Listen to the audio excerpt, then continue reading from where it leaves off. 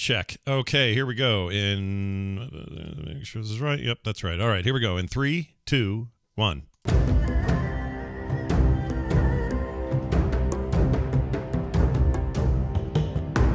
Greetings and welcome back to There Will Be Dungeons. This is the Delver Season 3 finale, and we hope you're excited, because we are. We're very excited. Before we get to all of that, you might want to sit down with a nice, warm cup of tea. And if you did, well, I wouldn't blame you. And I also wouldn't blame you if you went over to phoenixpearltea.com/TWBD to procure said tea, because you can get stuff based on our campaigns and the things we do here on TWBD. So go check it out, phoenixpearltea.com/TWBD. And now, without any further delay, we hand it over to Kyle, who will take us through what will be today's finale on There Will Be Dungeons. We start immediately on a massive dune. Grinkeeper stares down a great skeletal bat with shadowy wings that issue forth in a great cascade. It screams at her. And we roll initiative. Oh, wow. Oh, man. Jeez, I'm so nervous. Right in here. Right to it. Damn. Okay. I don't even know if I have up what I need. Hold on a second. 14. I'll go slow. There we go. I got All right. 14 as well. I got a 16. Nice. Far away, Ko and Splendorbelt roll initiative on gathering up the various people. Our plan at the moment was Grinkeeper's going to ride off into the dune and draw the skeletal bat with her, the Calazar's great mount. Meanwhile, Splendorbelt, Ko, the Brigand Patrol, 5 emissaries, and what remains of the Brotherhood are going to make their way into the pyramid and begin the teleportation ritual with the help of Dharma Edgestream. So, this exclusive battle, isolated, far away, is for Grinkeeper. Grinkeeper, you're up first. The bat has landed in front of you. It crawls on its wings, like some dragons might, though that's up for debate.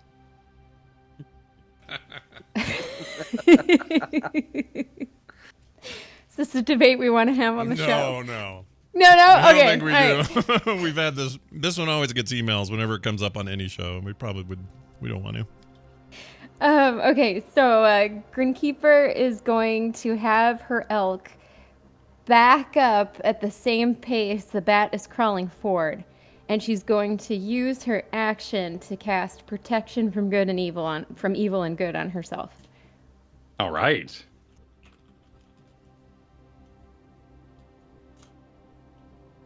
And while waiting for the bat to show up, she has equipped her shield. Action touch. Use this spell. One willing creature you touch is protected against certain types of creatures. Protection creatures of that type have disadvantage on attack rolls against it. So you're using this on your elk then. One willing creature, can't that be me? Oh, you're using it on yourself. Okay, cool. Yeah. All right. So you have protection against those things. You can't be charmed, frightened, or possessed. If the target is already charmed, frightened, or possessed, it has advantage against saving throws. Perfect. And all right. So the bat lands down on its wings, and it's your move. Okay. Is the bat going to take a turn? It already did. You won the initiative. Oh, perfect. Okay. My action was to cast that spell. It doesn't get anything now? My understanding was as it was flying towards you, you wanted to cast that spell, and now it's landed, and it's your initiative. Okay, perfect. I didn't realize there was time there. All right, go for it. Okay, cool. So that being cast, she's going to charge forward with a hit on the bat with her lance. Bring it. 18. It's a hit. So that's 22 base damage.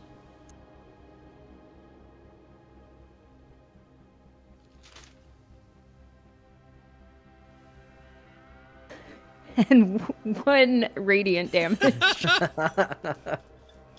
And that's from your new trait, correct? Where you always roll a radiant d8? Correct. All right. The elk moves with you. Did you want to continue its move on the other side? Yes. So what's going to happen is the lance has reach. So she's going to stay within 10 feet of the bat. She's going to hit it, and she's going to keep the elk moving. So the elk she'll takes a kind of double move action. loop around. It can move 50 feet. Yeah. Or yeah, Right, it can dash because I'm not moving, right? It can do its own attack should you wish with ram and hooves, but of course you're doing more of a lance run and gun, as it were, a lunge and lance. Yeah, exactly. Okay, cool. Yeah. So I'm trying to figure out the movement here. So the elk will not be attacking yet. Okay. We'll go 50 feet, loop around, and be ready to charge 50 feet if necessary. Sounds good. Let's measure that out then. You charge the Necromantis, the giant bat, keeping 5 feet from it. Hit it for 23 points of damage, one of which is radiant. As the radiant damage hits it, even the slightest bit, its shadowy form dissolves around it, disrupted for a time. Its shadowy wings no longer in existence and is just a great skeletal being. It loses some of its buoyancy, and you see it try to flap, but it no longer has the shadowy wings to do so. As you ride away, it crawls after you. All right. That's my turn. In the sand here, its bony limbs with no webbing between its feet sink into the sand. It chases after you and struggles to get back in range. However, at 15 feet away, it releases a 30-foot cone, a great scream that sounds something like... I'll keep that low for everyone's sanity. Make a Constitution saving throw.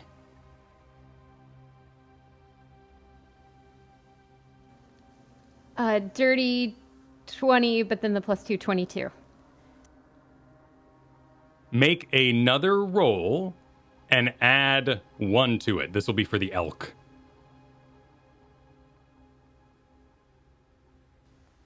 An 11. 11. Due to your armor's properties, if you succeed on a roll, something happens. Let's take a look at your armor.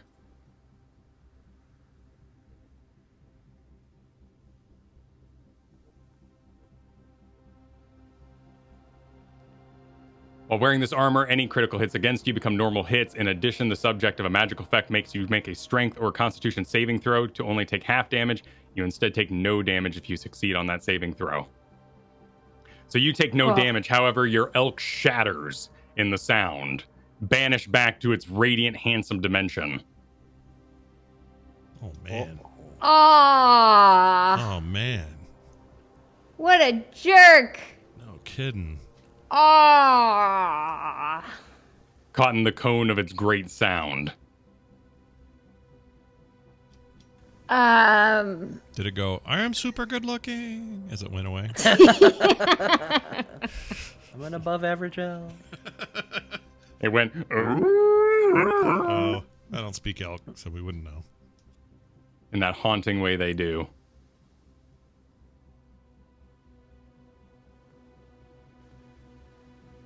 Okay, It's your turn. on the ground now, Grinkeeper will... I imagine it would be a kind of tumble forward, and then she's back up on her feet. I don't know if I have to roll for that. If not, she'll just land on her feet. You succeeded in your Constitution saving throw, so I'd be all for it. Plus, you have a special saddle that makes it so you can't fall off. So you basically sledded for a short time, as your butt is still magically sealed to the saddle, which is no longer on an animal. Okay, well, then she will mentally release the saddle from her bum. And you ride that momentum into a standing free action. It's your turn. Okay, cool. She will toss her shield aside and transform the lance into a sword. And start running toward the bat, but circling to its right side to see if she can get out of range of its direct face. So if it does a cone attack again. All right, so you run up along its side. This would kind of would it put you in the crick between its neck and its wing claw that's moving along the sand, or are you standing outside the wing? Let's go for the crick. Let's Dark Souls this. All right. Let's roll in that crotch. It's your turn. Give us an attack.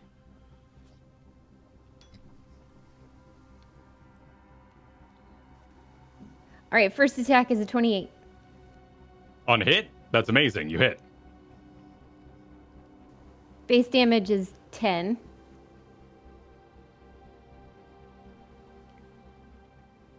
Radiant damage is 5.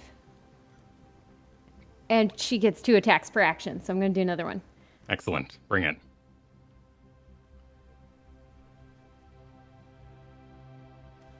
Second is a 28 again. Hit. 12 base damage.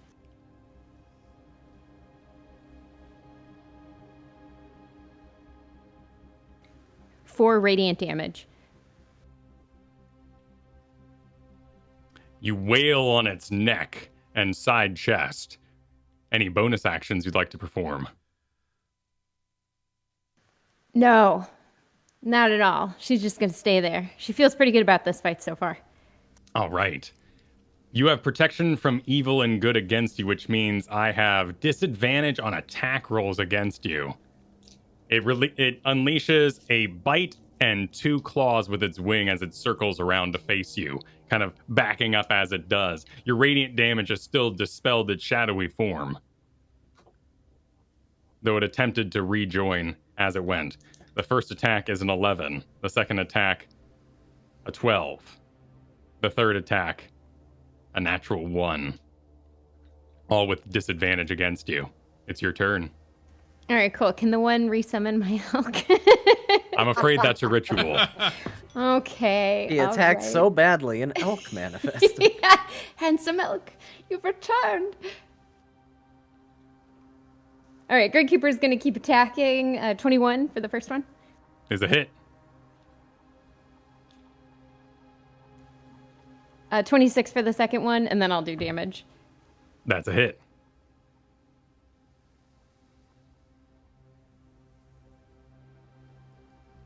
So 16 base, and then 16 base.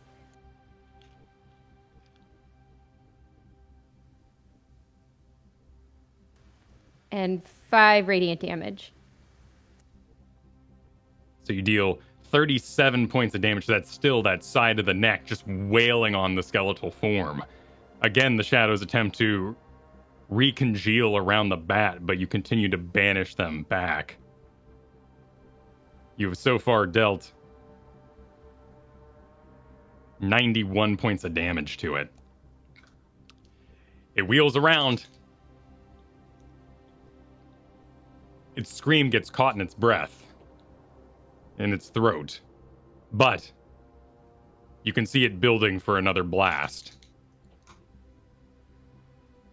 A 14. A 7. An 11. The disadvantage is working well. It's your turn. All right, Gridkeeper's still going. It's working so far.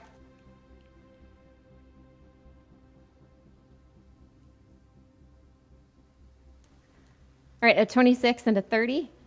Both hits.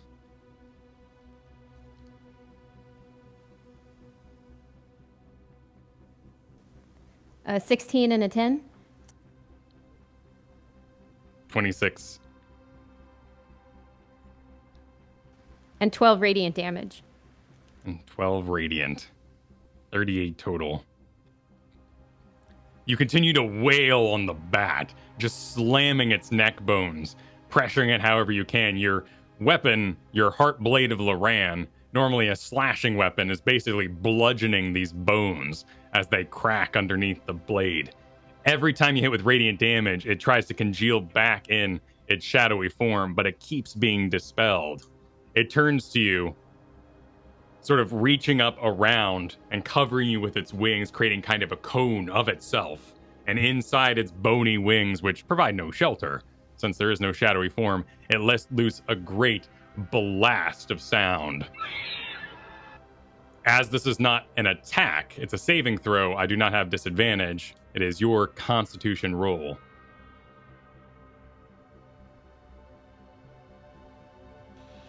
Uh, 18. You succeed. You take no damage. You stand strong. Your protection from evil and good, but mostly evil, holds strong. What's good? Get out of here, good. It's in case you fight celestials, elementals, other sorts of things. It's a very general spell blanketing about 12 different spells from first edition. Oh, wow. Really? That's crazy. They kind of combined a whole bunch of them into one big spell. I guess that makes sense. Consolidate. Yes. Well, it's your turn, Grinkeeper. Okay, its face so is up above you. she's in the rib cage now. Correct? All right. It's on top of her? It's got its wings and all those long fingers and the single claw kind of folded about you, making a great hut around you, if you will. But you would be able to, yes, kind of get up in its rib cage by going back further into it. Yeah, she'd do that, and then she'd attack. Her 2 attacks would be 2 spins. All right. Whirl this business then.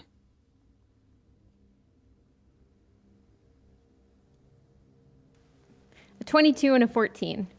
The 14 misses, but the 22 hits. 15 damage.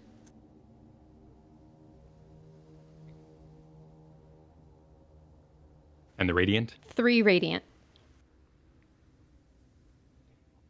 You wail from inside its ribcage. Your sword at first kind of ting, ting, ting, ting, ting, ting across the bones like a kid walking alongside a metal fence.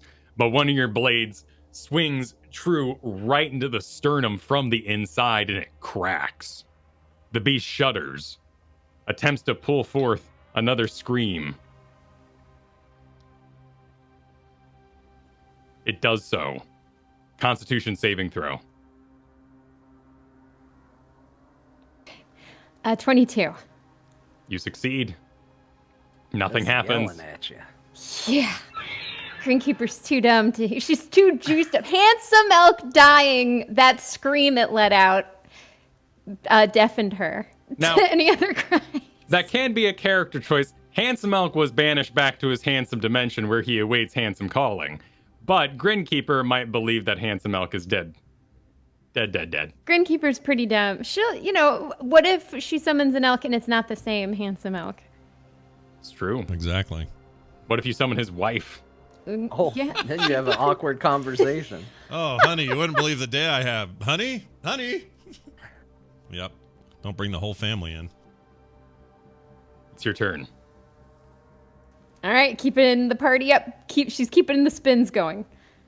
Spinning in the cage. A nat 20 for the first one. Yeah.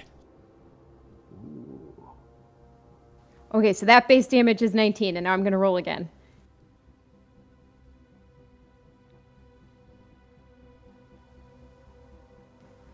Okay, off that nat 20, it's a 22. Not natural.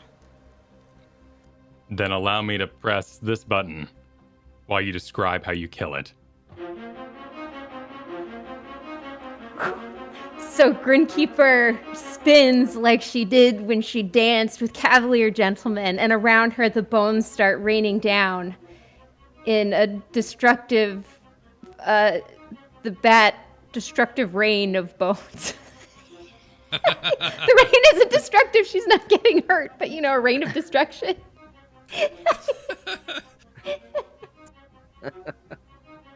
Excellent. You do so. The Bone back rain. crumbles. The bones break. And he falls into the sand. Disjointed.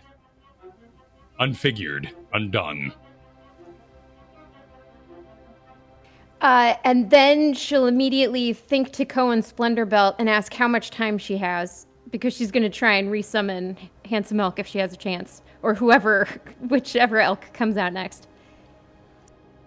Meanwhile, back in the pyramid, Splendorbelt, Ko, you all put together a plan to get Dharma Edgestream, all the people lined up that you needed. Perhaps the Minotaurs were going to walk them through, but that plan had not yet been established. Either way, you had entered the pyramid proper, and I believe Ko was going about knocking out the many elves working inside.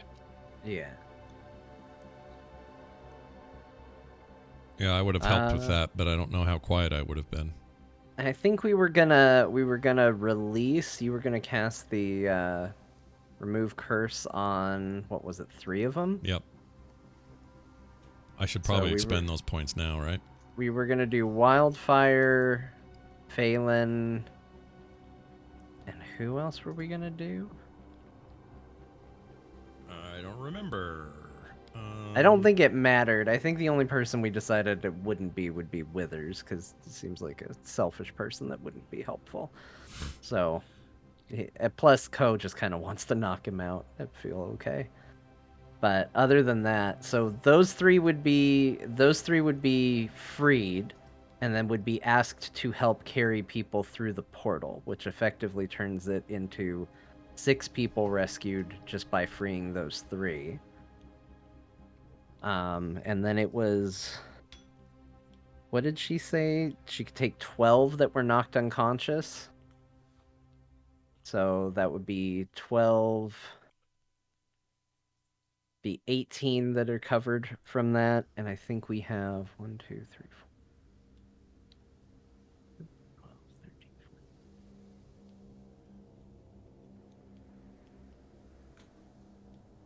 14. I think it's 26. Did I count that right? I don't think I did. Kyle, while he's doing that, I should go ahead and cast all these and get him out of the thing, right? Sounds good. Yeah, go ahead and cast 2 remove curses, of which you and Ko together will make use of. Right. Ko, this would, however, be a reusing of your psychic dice to build a psychic network. Why? Who am I connecting with?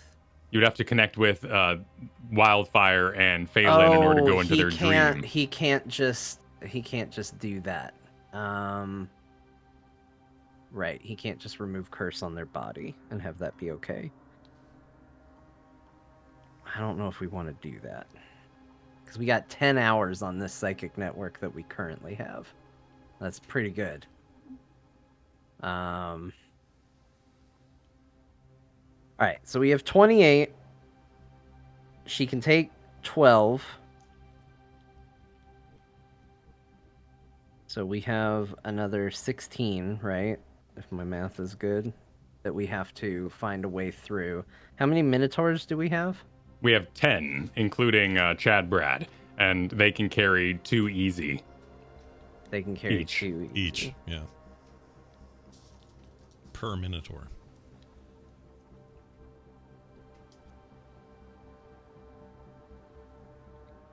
So we could keep Chad Brad and 1 other Minotaur and just have the Minotaurs each take 2 unconscious.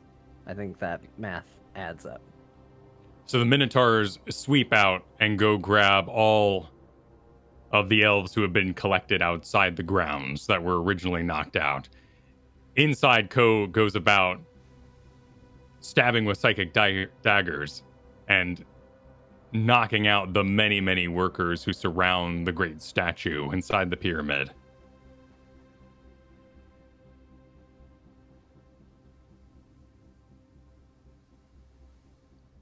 Dharma sets up in the middle. She begins to draw her circle with the chalk with the many gems inside, preparing the teleportation ritual. She'll need 1 minute to complete it once she's given the okay.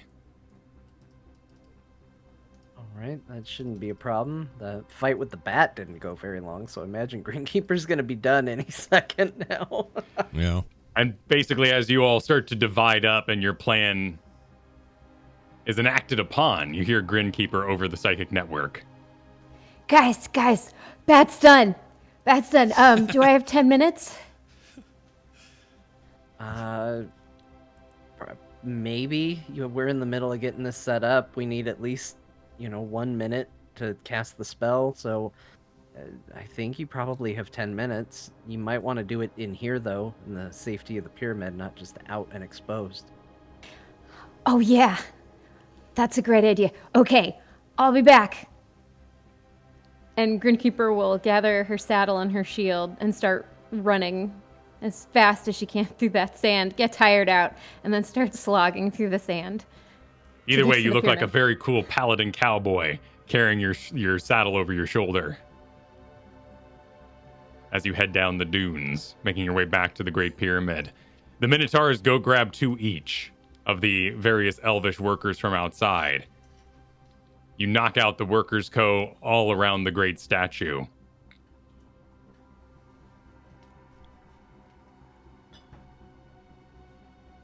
All right, gather up the 12 that are just going to be immediately taken. Get all the Minotaurs that are running through ready to run through with who they're carrying, and just be prepared. Yep.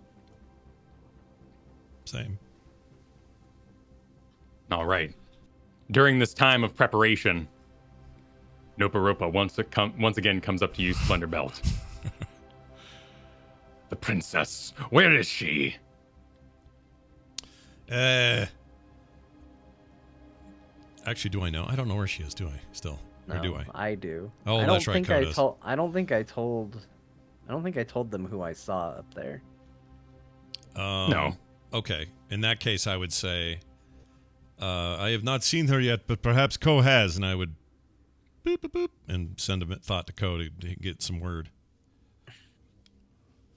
Oh yeah, she's upstairs. There's more upstairs. I think we need to do this teleport out, and then we're probably going to need to clear the upstairs and get the rest, because we still got another pretty full teleportation that we're going to have to do once we get all of them gathered up.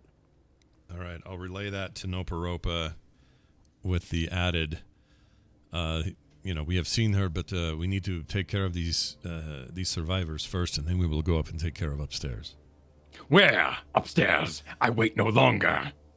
Oh, shit. I was afraid of this. Well, Ko is the only one who has seen it, so it would make sense that once we have cleared people out, we can, combine our efforts and go up together and back you up for this quest that you have. Make a persuasion check. All right. That'll be a 17. Very well, Splendor Belt. I will listen one last time. I promise you are one of the reasons we are here, so we just have to take care of what is bad first and then move to what is next, and this is next. But right now we have to save these people. Do you agree? The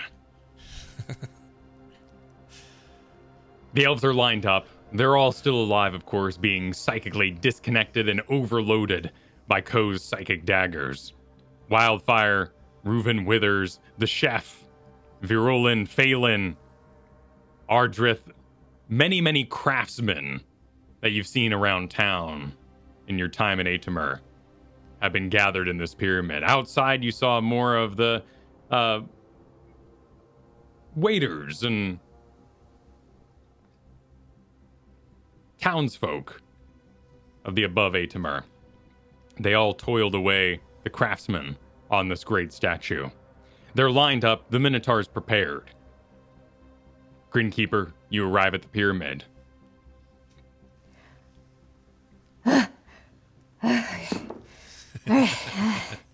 And then she'll head inside. I gotta read some of the elk. How's everyone? This looks great, guys. This looks great. I can't believe you killed the whole bat. I thought you were just gonna distract it, but it's dead? Yeah, it's dead. It like had this shadow that tried to keep forming, but moonlight's pretty powerful, I guess. You didn't take a single hit from it, did you? No. Just a little sandy. That's in character. Perfect. Impressive. All right, so you're going to go about resummoning your elk over a 10-minute ritual. She'll start too, but if it needs to be interrupted, she's wholly ready to stop it. Very good. Make sure you're counting yourself down those spells. Yes. All right. Scott, you did not knock yourself down spells, right? No. No spells were cast. I cast the remove curse stuff. That didn't happen. Oh, the that plan didn't happen. We changed changed to the keep those plan. spells. Oh, we did? Well, let me... Yeah. Oh, they're not... They're back. Did We're it not? losing more Minotaurs, but you get to keep your spells. Okay, so I'm keeping all spell slots at 4th level. Oh, did you reset them, Kyle, or something? Or Nope. did it just not take when I hit it?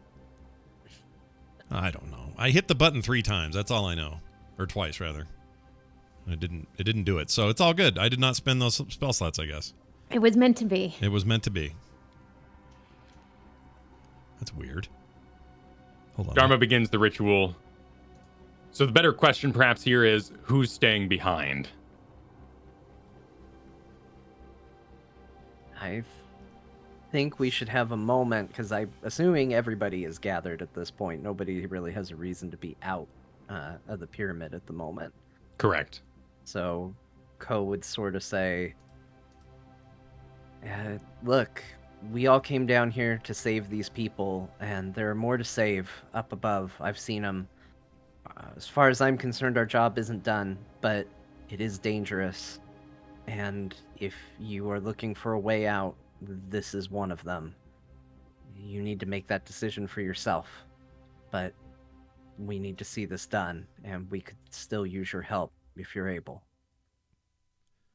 How many Minotaurs are we leaving behind? I believe 2. Just 2. Chad, Brad, and another. Who was the one that was all pissy all the The time? moody one. Yeah, the I thought moody he one. was the leader. Corin Greathorns. Yeah. All right, we'll keep 2 Minotaurs. Okay. Dharma will need to stay because she'll need to cast the circle again. Correct. And she agrees to do it as she works on the ritual and gives a head nod. I'm going to roll checks for everybody else who might want to stay.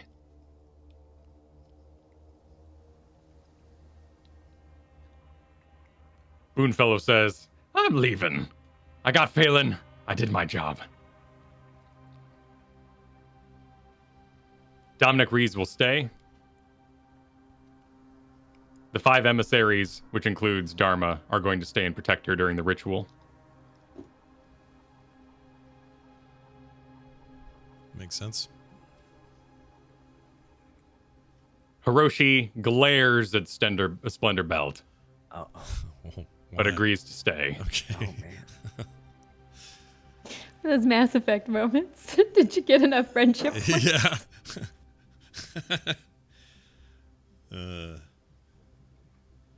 I'm going to go about clearing up the map now, as we will go down to 2 Minotaurs, the 5 emissaries, and Hiroshi, And Snake Man. and Snake Men. Mm-hmm.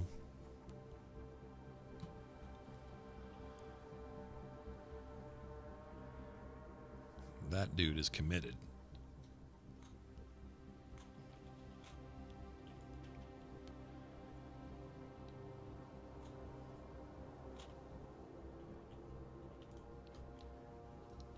The portal opens.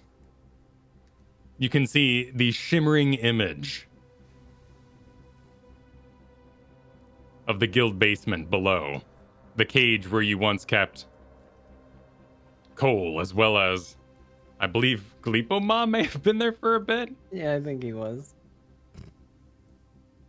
The elves are lined up and basically like picking up sacks or cat carriers. The Minotaurs bend down, grab the individuals by the waist, and haul them through as they walk, and they each foof, foof, foof, foof, through the portal. You can see them shimmering on the other side, just dissolved, but still walking forward out of the portal, making room for others. Wildfire, Withers, the chef are all moved through. Boonfellow carries Phelan.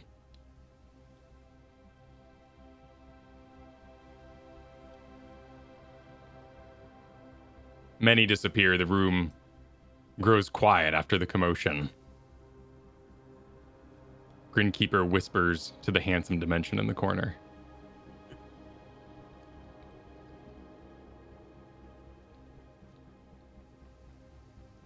And we have our party remain.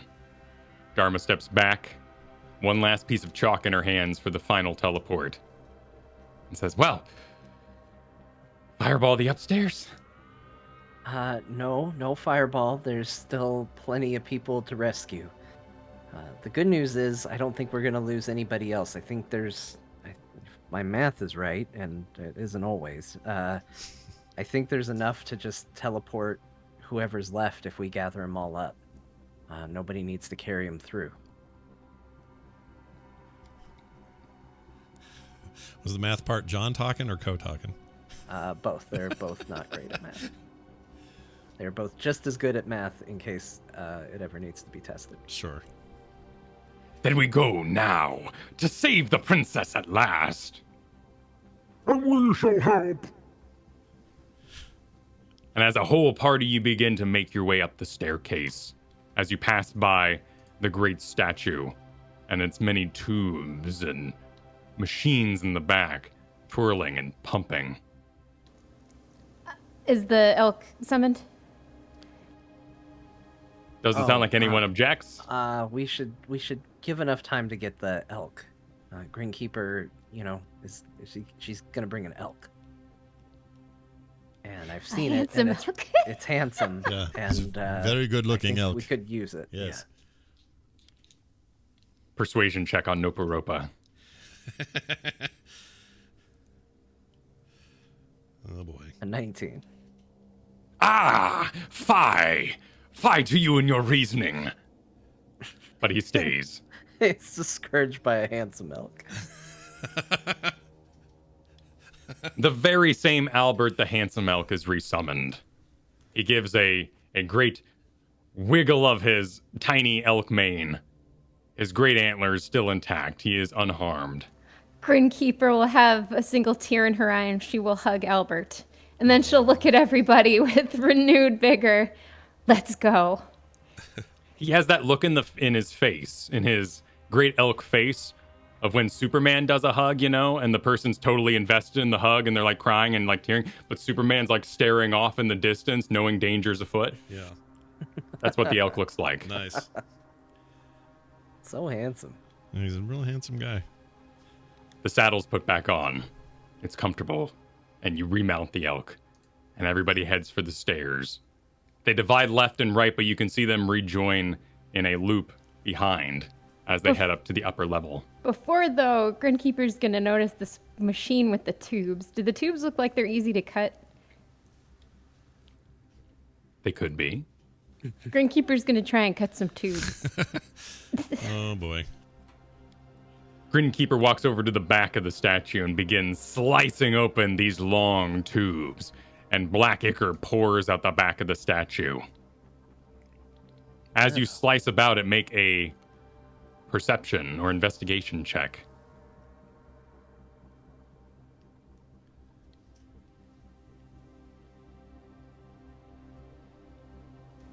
A 2. You notice nothing. Wow. You see nothing, but you do slice the tubes, and a great amount of the black ooze that you've known over this long campaign pours forth from inside, almost as though it was hollowed to a fault. Cool. With all the tubes cut, Grinkeeper will nod to herself. Duty done, and she will continue upstairs with everyone. Does anyone else make a check on the statue, or do we continue upward? I figure she probably did this outside of the view of Ko, because he probably, once he realized everyone was going for the stairs, ran ahead to keep an eye on things. Yeah. Are you stealthing up there? Yes. All right, roll that stealth. Always be stealthing.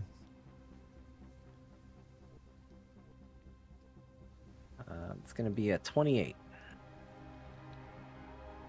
28 stealth is intact. Great Horns and Chadbrad are not quite as stealthy, with a 4 and a 2, respectively. They move their way upstairs.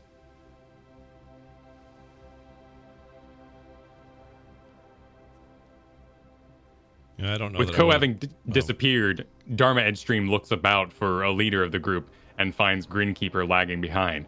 She pulls at your side dress. Grinkeeper will look down.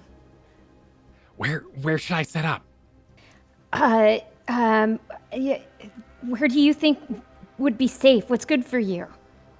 I mean, this area's big. I just need to not get interrupted. If I get hit, concentration and all that. So it just has to be safe. I'll have the 5 emissaries stay with me. Okay, we can also go. Yeah.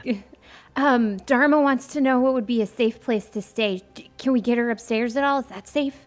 I mean, I think it might be the best place. We wouldn't have to move the bodies up and down stairs as I'm knocking them out. So maybe set up just at the base of where these stairs are. Okay, cool. She said she can't get hit, so I'll build a perimeter up front when we do this thing. Yeah, we're not ready yet. We gotta still knock out a bunch of people, but Okay, we'll start coming up slow then. we'll bring them here when we're done.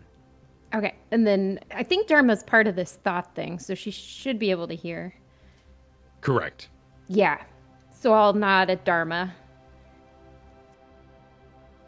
This will be the first time that Grinkeeper and Splendorbelt have seen the upstairs. You see a long hallway, the exact but darker form of what you saw inside the dream world. There are 4 green braziers. Across the hall, a doorway, an archway stands open, and beyond you see a great purple bed, a figure's weighing down the silken sheets. You see the back of Princess Hisia, Splendorbelt, waving a great fan, and one Keeves, in his muscular, toned form and shirtless, has a small bowl and a cloth which he rubs oils on the figure on the bed.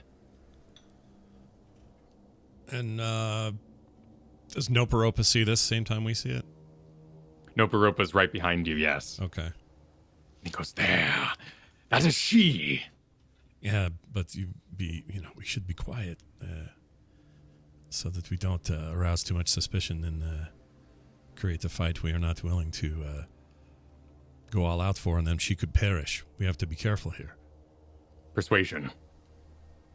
Because I know that dude just wants to pop off. That'd be a 16. On all the days you choose to make sense, Splendorbelt, you choose this one. I promise we sometimes taking our time is the best way to ensure her safety, which is what our goal is. Go naturally as the teleport was cast and concentration was broken there. You no longer have your spider climb. But I see you are sneaking across the area, making your way to a door. Yep. Ko's gonna approach the door. Sad that spider climb is gone. It was a power that he enjoyed. And gently try to open the door as quietly as possible and peer inside. Make a stealth check. Stealth check.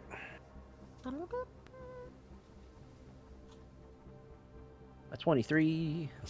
23. Pretty good. You inch open the door. The door, seemingly to everybody else who's arguing with Noparopa or standing in awe of the great fountain, the green flames, sees a door open all by itself, and you slip inside. You see 6 individuals gathered about in darkness. Your dark vision goggles giving you sight of them. The room smells rancid. You see the carcasses of hook horrors. All have been carved and hollowed out. You see Grix that have had their tentacles removed. Everyone lays on their sides, clutching their stomachs.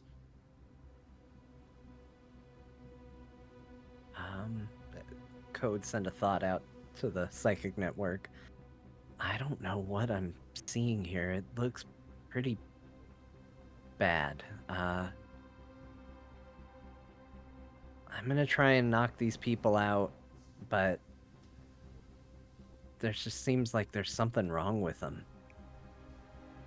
And Ko's gonna move in to knock out the first person. You go to them. Your psychic dagger easily slips through their physical form, and they release their stomachs and their clenched faces, seeming to go to sleep.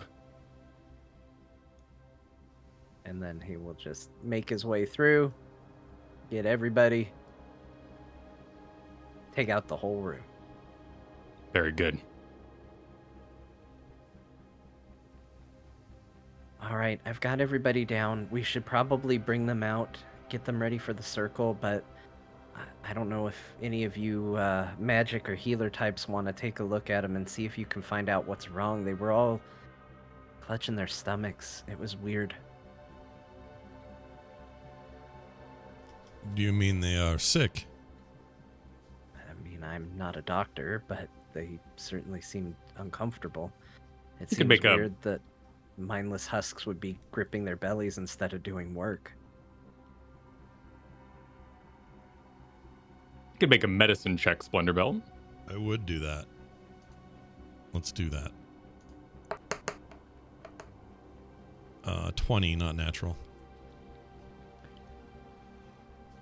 You look about the room as Great Horns and Chadbrad enter to ferry these elves down.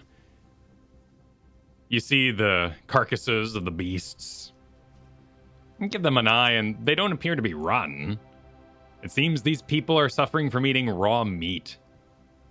And this room was at the very, very base level provided for them to sustain themselves, so that living beings could continue to work for 3 months in these conditions. Wow, that gathered a lot from that. It was a good roll. I don't know why they're... Do I take away from that any reasoning why they would be eating raw meat? Like,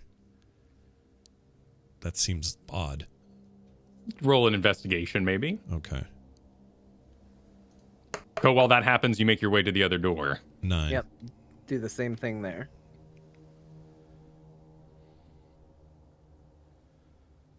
With a 28 to stealth open the door. That was a 9. You open the door. Inside, you find 8 more elves gathered round. There is a rudimentary tower made of clay, about 10 feet tall and 5 feet wide. You can see, as you walk into the room and stealth about, that it's filled with sand and rocks, and out the bottom is a small opening, spigot almost. And just dripping out of the bottom comes gray water into a bowl. These people also lay on their sides, clutching their bellies. The top, where the rocks are, is filled with the black ichor. Greywater's a great name for a character. You should hang on to that. I believe it's also the name for, like, sewage, which is not the case here. Oh, yeah. Oh, yeah. Yeah, yeah. It's treated sewage, but not potable. That's what Greywater is, I think. Right. So But it could also be, like, the name of, like, a happy halfling village. Like, we come from Greywater, Yeah, exactly. traveler. Greywater, Yeah. the happiest place. Ko's gonna move in and do the same, but he would let everybody know. I think I found the rest, and they seem in equally bad shape. Are they also eating meat? No, looks like this one was for drinking water.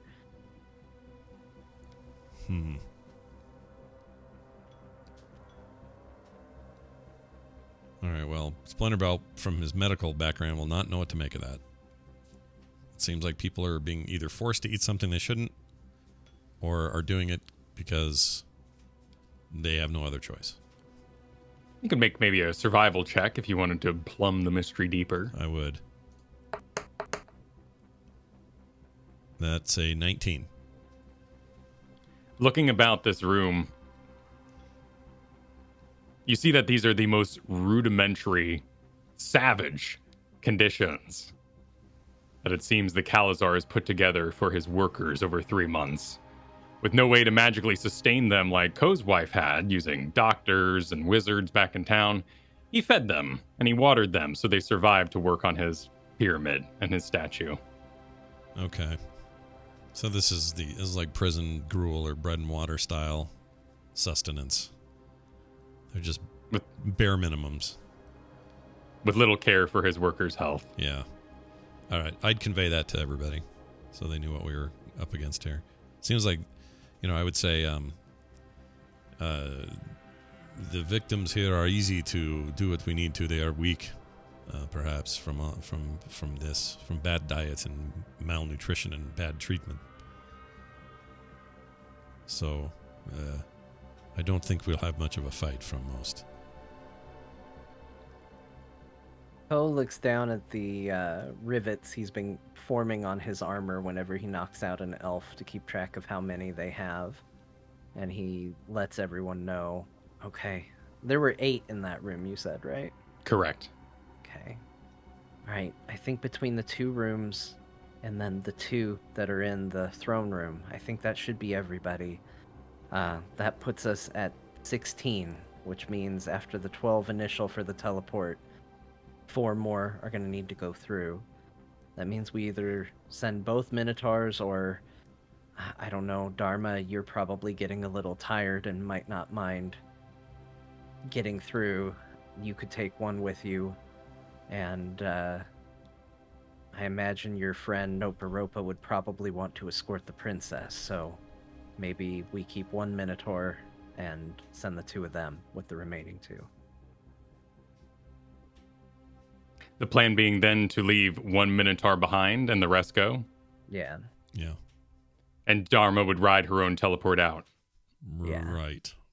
All right. Oh, how are we going to get out? Well, she didn't have the ability to teleport us anyway. Or, wait a minute, how are we going to get out? We should ask this question. We could just walk back. No, that. Hold I mean, up. the door's shut, but they're there, right? Oh, we have the urns. Maybe it'll open when the urns get close again. Oh, jeez. That's a lot to bet on that.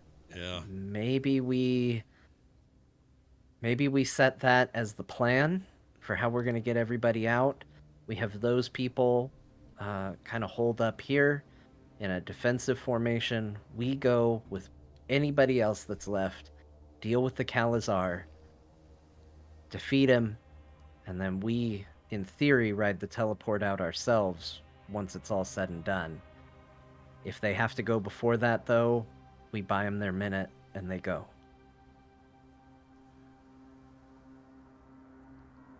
I don't know what choice we have. Dharma, since you've been here before, could you come back? No. Oh, wait, hang on.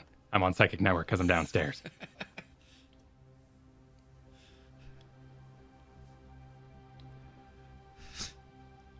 Is this... Wait. Hey, okay, here we go. Hi. All right. No, I need a circle. You gotta have a circle. A teleport's beyond my means. That's a very high-level spell. That's just for me. I think we have them wait, just in case. Give ourselves a possible exit. They can always leave if things start to look grim. Okay.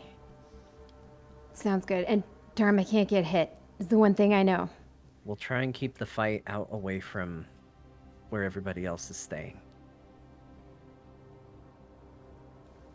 All right, cool. And I was thinking for the last 2, you 2 rogues, you could go in at the same time, knock them out, and then I could be ready to ride in case something happens. So that way you'd have time to drag the bodies out. Sounds good. Splendorbelt and I, if Splendorbelt's up for it. Yeah. Ko gives a look to Dominic. We got this, right? He gives a nod back and rolls stealth. 2 rogues. Better than 1. 27. 23. The 2 rogues enter the room.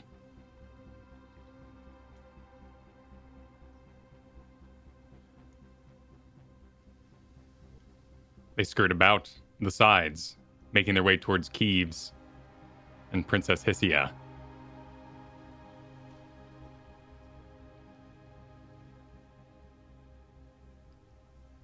No. As you both emerge from the shadows on the side of the room walking towards your prey, Dominic Rees pulls out his sap and readies it.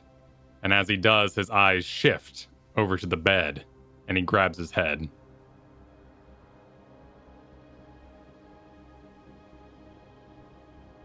Ko, seeing that something might be going wrong real quick, does the stab to Princess Hissia to get her taken care of, and is then going to start making his way over to Keeves in case Dominic Reese does not bring his sap down.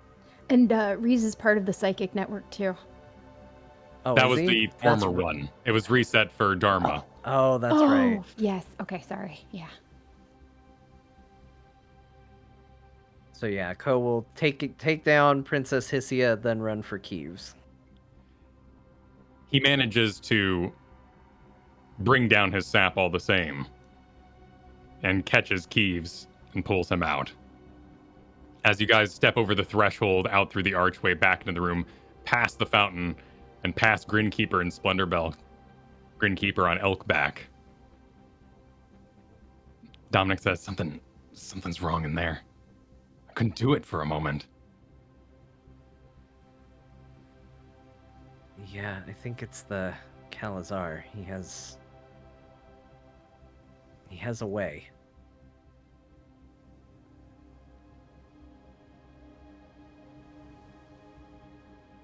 Well, we got to decide who's staying and guarding, who's staying, and who's moving forward to confront the Kalazar.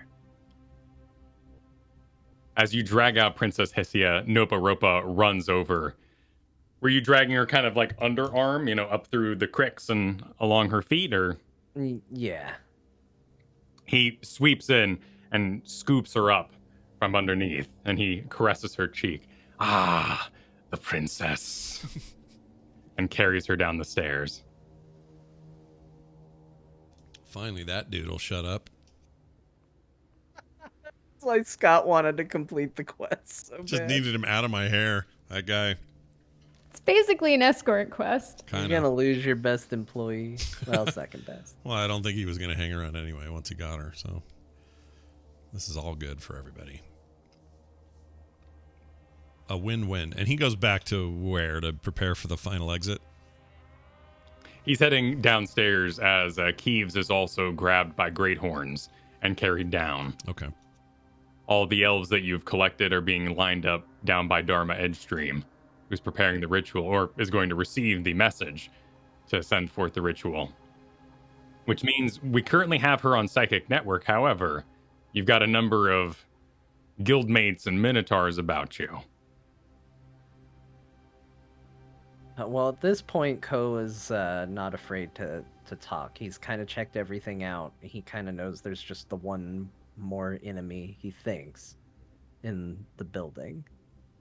So, anybody that's up there, we're just talking to. Okay. All right. I think anybody that is going to help protect or guard the ritual needs to wait below. We'll go forward. We'll call the Kalazar, and then we'll draw him away from here or keep him confined up here if possible, to try and make sure that the ritual can go off when he's either dead or if something goes wrong.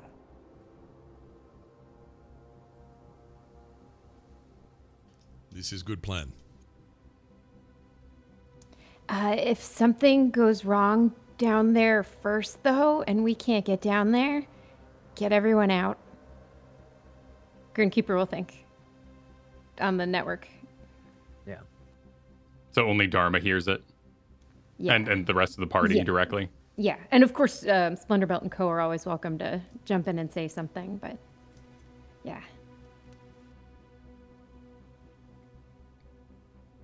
All right. Are we ready to do this? Yes. Yep. We got the organs. Yeah, in the bag. And Ko will pull out 2 of the urns, same way we did with the door. Let's each go in with one, and hand one to Splendorbelt, one to Grinkeeper. How big are these? Did we determine that last time? Yeah, they're about 14 inches long. They're cylindrical, and then have the heads of the various animals noting the organ inside. The necromantis bat, Okay. the grick, and the hook horror heads on top. They're not going to cause us any movement penalties or anything like that. No, you're not escorted. They're not heavy in that way that they would be burdening your walking down the hall. Good deal. The Minotaurs yell together, both Chad, Brad, and Great Horns. May your horns be sharp, Splendorbelt. Thank you, and may Paylor guide your steps as well. Hiroshi, Dominic, Rees both nod and head downstairs. The two Minotaurs stay by the stairs, watching you pass. And you make your way towards the archway. Grinkeeper will have dismounted the elk, and she'll have it walk behind them, so that as soon as things start to happen, she'll immediately remount. The elk walks behind.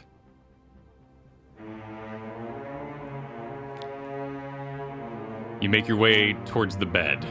The silken sheets spread around. The floor's dirty, covered in sand. Ko, you walk once again by the old and withered white dressed. All three of you approach the bed, each of you with an urn in your hands. You see the Kalazar, a figure, mummified, tight-skinned. His old elf ears, his nose gone. His face open in a continual scream into the afterlife. As you look at him, you note that he is well cared for in a way. He still shines from the oils, and he has been given some amount of comfort and pillows in his cross-armed form, his knees buckled up to his chest.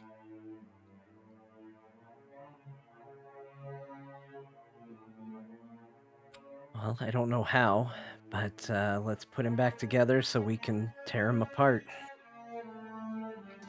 Grinkeeper nods and opens her urn to pull out the organ that she has.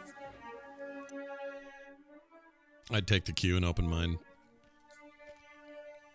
Splendorbelt, make a medicine check. Everybody else make perceptions. Medicine. 16. 19. 19. We notice exactly the same thing. All of us. Everybody looks at the body, and where you would normally see Splendorbelt, some of the surgery lines and trauma around the nose or the cuts in the chest like you noticed in some of the other mummified beings you fought, you see none. Grinkeeper, Ko, you note that the Kalazar's head lays a little too flat on his pillow, and that his back, though suction tight with his skin, seems to miss some of its ribs, as though he was scooped out from behind.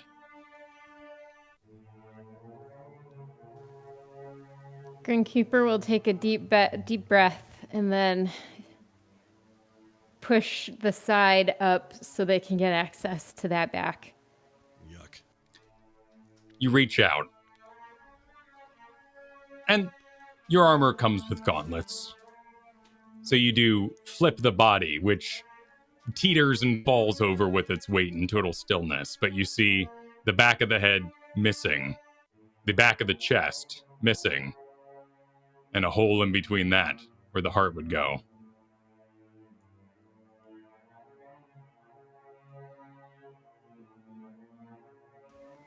All together? Okay. Same time. Who wants to do the countdown? 3, 2, 1, go. All right. You open your jars. You pull out the organs. They're withered, ancient, dusty, but still, this heart, the size of a plum, seems to grow in your hands and beat all the same. The closer you get with the organs, they seem to grow in volume, size, and noise as you place them into the back of the Kalazar.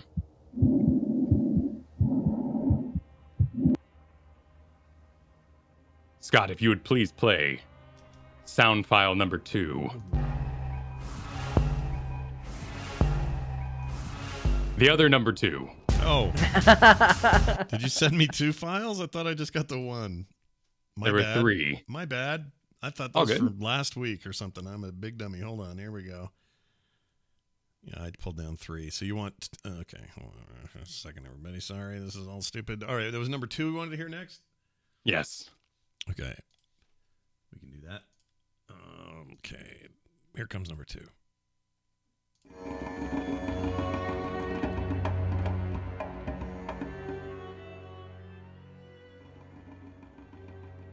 All 3 of your hands press the organs into the back of the Khalazar, and suddenly you are sped through time. You see a great pyramid, golden, shining in the blue light of the crystal. The city alive below.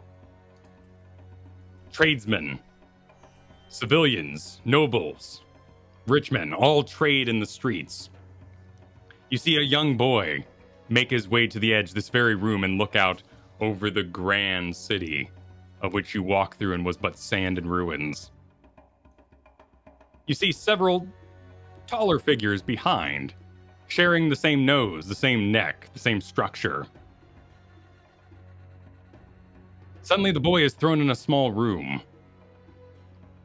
One of his elders closing the door on him. You go forward in time. The boy is older, his pale white skin reflecting the blue light, his long white hair going down his back. You see him pointing out at the various shrines you saw throughout the cavern. And as he gives a great cross with his hand, you see them destroyed. Several of the older figures object. He has them removed.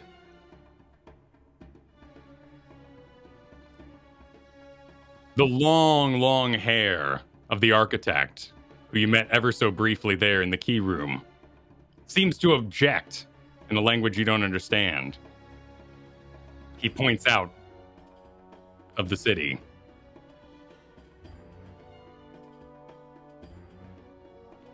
All 3 of the older figures, heads are on blocks, and he puts his fist down in his chair. The people outside the pyramid are rallying, are crying, are screaming, shaking their fists. They brandish weapons. He turns and dismisses them, making his way back towards a table where it looks like there's going to be a great ritual performed. But 3 individuals stand around. You see an elf man with red eyes, a familiar glint in them, as a third eye opens upon his head. You see a woman whose facial structure, nose, physique, reminds you of an Athala in an ever so distant way. And in the back enters Narim, the architect. They break the ritual, and they pull forth his brain, harshly, his heart, his lungs, and put them in 3 jars, and cast him onto the bed. Time goes by. The light goes out outside, and you see in a great lapse, he lays there alone. Alone as sand covers the temple, fills up the window and covers him. Moving about comes workers, figures, who clean the temple once again, push out the sand. But heroes arrive, defeat them. They attempt to slay the Khalazar's body, but he remains. They seal the entrance and leave. Time goes by again. He lays alone for 1,000 years. But the light comes on again outside. The city is reborn all around him. And he stands once again on the precipice of the balcony, looking out over his servants who prepare war. You find yourself standing on the far end of the city, looking out at the temple as he emerges. The pillars are alight with green flames. The people disappear into shadows. And that's where we take our break.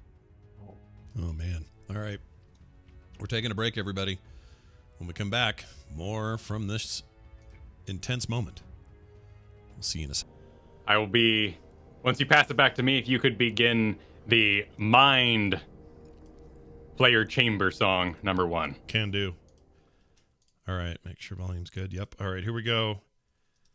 And we're back. And we throw it back over to Kyle. You all find yourself at the end of a great city, looking down at the dawnless city rebuilt. You see Kalizar or Gothel Argir walk forth from the temple.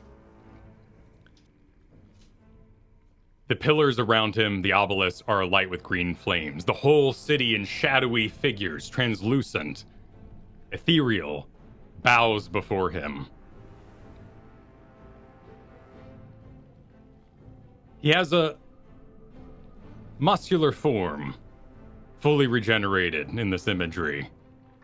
His long, white elf ears have golden cuffs on them of piercings. About his waist, a large belt with the face of a Hokora upon it. And next to that, bat wings that encircle his waist into a sort of kilt, or battle dress, you might call it. He carries on his side a khopesh, a blade that's curved on the end, sort of a long sickle-like blade, a sword. He walks 1 foot in front of the other, fully confident. He's built kind of like a drummer, you might say. Thin, stringy,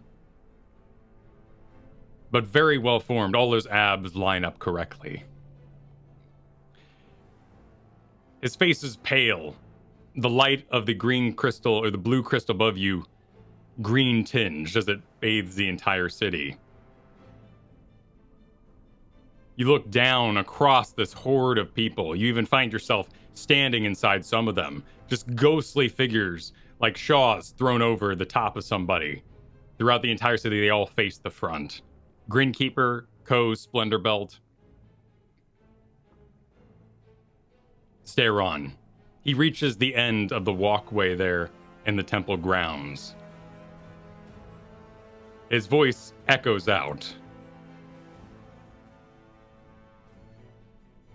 Kalizar or Gothel Argir, Orin Raktis. And in your minds, you hear the words clear. I have returned. Dos un lasrin. You will break. These words carry across the entire city. Splendor, you know from your own spellcasting that he's using a form of thaumaturgy, and he seems rather adept at spells. You faced some of his spells in the dream. You may recall some of them now. But this world is more concrete. That one seemed to be made of sand, made of illusions. You have all your magic items amongst you. There's no need for you to summon anything forth. You are whole, you are yourself in this scape. For the purposes of the map, I have included some range calculations on the side here, as we are on a very large city scale. 60 markers here would be 300 some feet. So currently you would be 300 feet away from the Kalizar as he made his way to the end of the walkway. There are buildings all about. The buildings have doors on them. The smaller squares are market tents and other sorts of structures that have food and gold and other items for trade underneath them. But all throughout the city are a great horde of buildings. The buildings are all 15 to 20 feet high and can be scaled on the sides, as these are all brick-laid and rather roughly hewn. The last thing he said to you is, you will break. You're aware here in this world that he could hear anything you say if you wish to speak. So we know he knows we're there. Correct. Okay. He's staring directly down at you, past a fountain that still runs clear, past all the shadowy figures.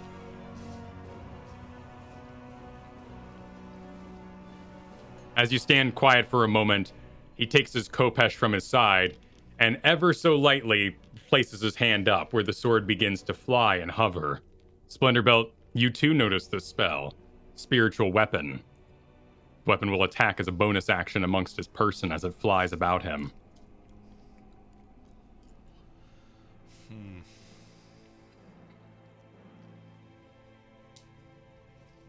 You die here, Calazar. Not mincing words.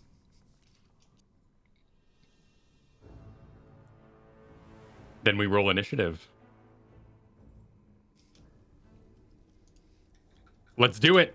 Roll initiative. Oh man, a 9. 13. 11. How am I getting both initiative rolls today? I won. That doesn't make sense. Really good. I have a -1. I have no good modifier. Halor is on your side today. Yeah. Do not argue with your god, I man. guess so. No. Take what I can get. Ko gets a +5. I still wound up with a 9. He's just sitting there going, "Bae." This is neat. Oh, I like to imagine Ko's like imagining full Aladdin status here, like climbing to the rooftops, jumping over. Oh man, that'd be so cool. Gotta get them mirthful leaps.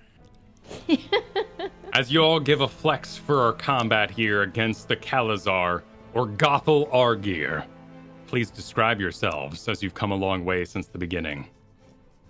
Well, more prominent than ever. Faces on maces. Looking gnarly. Ready to roll. I have... Oh, no, I don't have that because I gave it to Noparopa. Never mind. The snake's not here. Just looking like a big, half-orc bastard just ready to rock and roll. Are you using one of your Pelorian sensor, or are you doing double face maces? Oh, right. Probably face mace in one hand, Pelorian, or what was the other one called? The focus in the other? The Pelorian potato. Potato. Yeah, there you go. Definitely in my prominent hand, and kind of in a crouch, sort of ready for whatever comes kind of position. Not crouched, but, kind of hunched. Yeah. Yeah, ready. Yeah. Grinkeeper. Grinkeeper is atop her steed, lance pointed skyward in one hand, shield in the other, dressed in full plate with a soft pink glow, coming handsomely from both herself and her elk. The elk was not part of the psychic network, and it is not here. Wait, the elk's not here? Oh, she'll look down and get really... Her eyes will go wide. Is the saddle there? Oh wait, I thought he was somewhat connected. That's true, because he's psychically connected. It says so Yeah. in the text. Yeah. He's psychically connected to you, so thereby, by connection, Handsome Elk is here. We did it. The psychic network is ever growing. Yep. Okay. However, in that moment, appearing beside you, saying, "Wait, what?" Dharma Edstream is brought into the world. No. That's bad. Ko, can you break it? With just one? Who else did we have? Because I had 4 people connected to it. It was Dharma and who else? Was it... Because we had Splendor Belt as our connection to the Minotaurs. Right. And Chad Brad stayed. Well, the others left. Was it the Rogue? I don't remember. We replaced Anyway. the rogue with Dharma.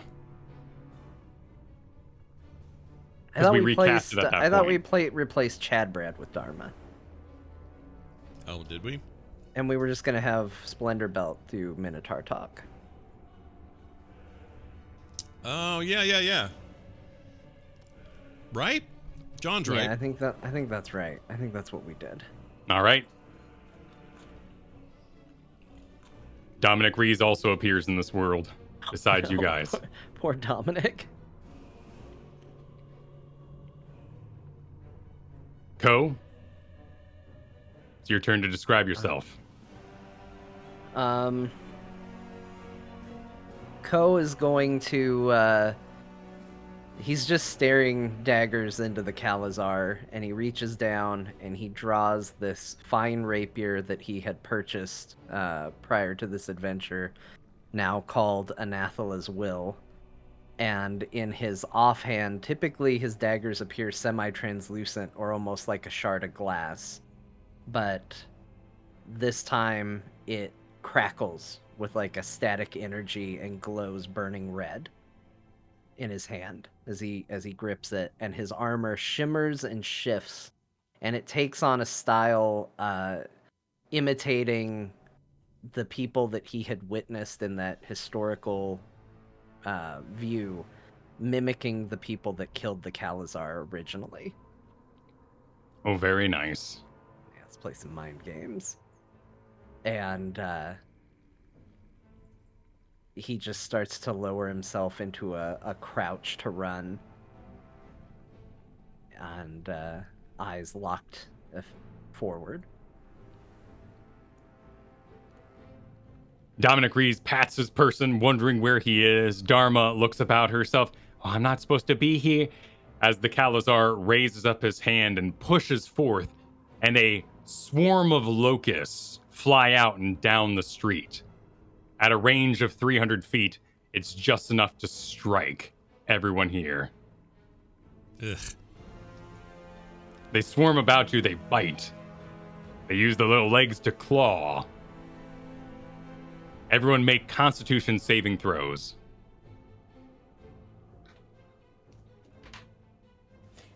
Since you guys are near me, remember the +2. Oh yeah, right. 18. Oh, good call. 26 for Ko. That'd be 11.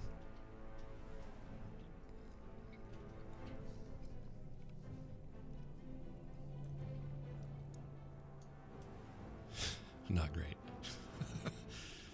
As usual. What'd you get, Grinkeeper?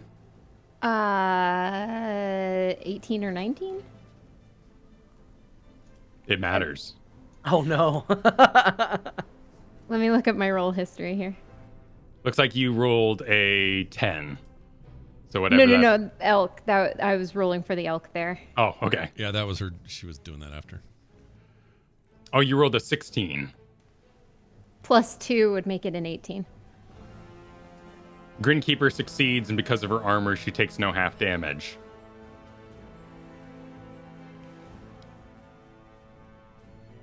The elk takes 28 points of damage and is dispelled. He's not so handsome now. No, this is terrible. I'm sorry. That's okay. This isn't the way it was supposed to be for Albert. No, he's handsome, but He's he's so just handsome. a face. Yeah. It's just a face. He'll He'll sadly change her lance to a two-handed sword again. Dharma. There, starting to find locust. There you go. Dharma takes 14 points of damage. Ko, you dodge, and because of your roguishness, I believe you dodge in full. No, I think I still take half. It's dex saves that are, Oh, okay. I believe, full. So you take So- 14 points of damage. 14? Okay. This is piercing. Splendor you take 28 points of piercing damage. Okay.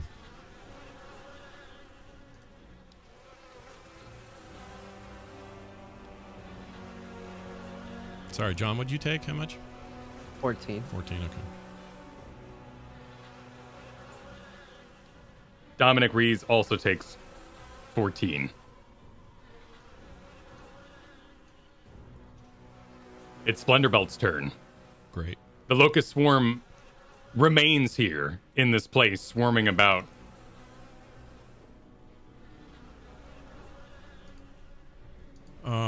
Okay. Remind me, do they work as a single unit, like, you know what I'm saying? Like, we're not worried about each locust, right? It's a single instance of locusts. They would be conjured by a magical effect. So as they bite and claw, they sort of dispel and another one takes its place. Okay. So it's like a school of fish. If you bomb it just right, you get all the fish. Yes. Um, Exactly. True. Something we can all relate to. all right. Well, we're going to whip out Old Faithful here, spiritual weapon. And let's attack with it first before I do my thing. You're quite the ways away from the Kalazar, who has launched this extreme long-range attack at 300 feet. Oh, so I was thinking of attacking the bees, but you're saying... Oh, you could attack the locust bees, all the about locust. you. Well, I want to have the weapon out no matter what. And so I'll attack the bees while we're here. Not the bees, the locusts. I keep saying bees. It may as well be bees. So here's to hit. I'll take a swing at the swarm for 25 to hit. You swing into the swarm and you catch many upon your holy sensor. Okay, sweet. Total amount of damage, 15. You kill some 15 locusts, but they all seem to be magically replaced by more and more. Shit. Birthing from the ground beneath you. Okay. Oh. Little table talk real quick. I cast that at level 6 and I meant to do it at 5? Any chance I could take that back and swing again? Yeah, absolutely. I mean, your spiritual Okay. weapon is empowered by the higher level you cast it at. So if you want a big boy, spiritual weapon, go for it. But otherwise, you can redo the damage and lower your spiritual All weapon. right, that's what cast we're going to back do down. here. I'm going to cast it Okay. at 5. And it's the same plus 7 to hit, but the damage would have been 8. Oh, it's actually more 18, but either way. Oh, so, wow. You yeah. rolled better with lower dice, but all the same, you smashed 18 locusts that are replaced by those who birth from underground at your feet. Okay, great. In that case, I would cast. All right. I want to try casting Word of Radiance. It's kind of AoE, if you'll allow it. Yeah, go for it. All right, I'm casting Word of Radiance on said things. Constitution 15 saving for you.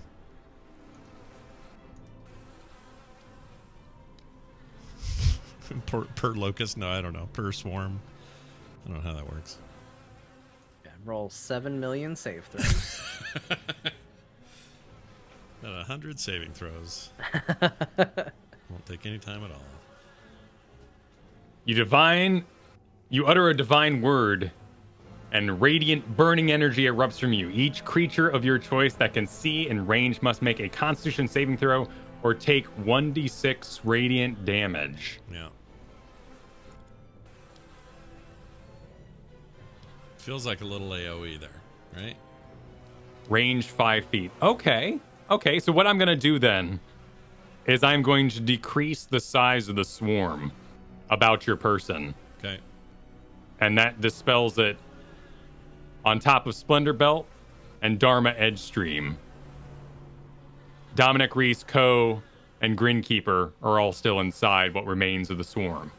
Okay. But it has been greatly shrunken by magical means of destruction. All right.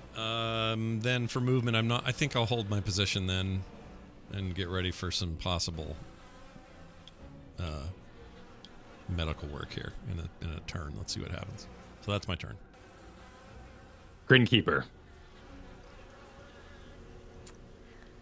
Okay. Grinkeeper's gonna look at the damage that was taken around her. And it'll dawn upon her that she didn't take any damage with the bat either. So she'll look back to Splendor Belt and Co., and she will give them a nod to left and right. To hopefully indicate without thinking, because the Kalazar might hear, that they should split and go left and right through the buildings, because she's going to start walking down the main way. But as she's walking fastish, she will hold her action to try and duck should he keep trying to shoot things like this down the straightaway.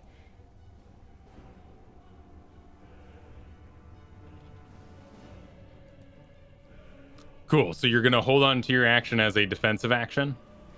Yes, if that's what it would count as. All You can right. Use dodge as an action. I think that would work, right? Perfect, yeah. Then I could hold a dodge. So when you say you're walking, how far do you go or how fast are you going? Are you going full speed but, walking? It's the sand, isn't it? No, this is all ground. This is all the city restored. Oh, So you're not nice. slowed by anything. She's gonna start running then. All right, then you run two-handed blade out. Go ahead and move yourself that length. That'd be 16 little pips here.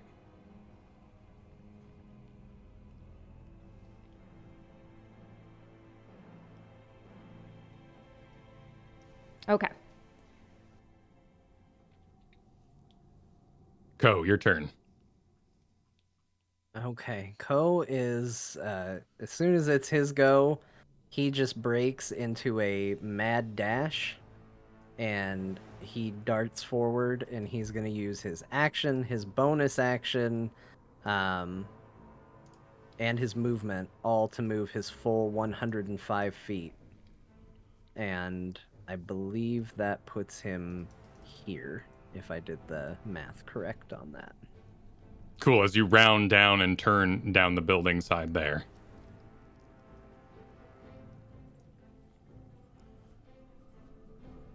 And that'll be his full turn. Excellent. Dominic Rees makes a stealth check at 27 and starts heading down the alleyways. Dharma Edgestream across the psychic network and aloud. What do I do? What do I do? And runs off to the right and takes cover behind a building.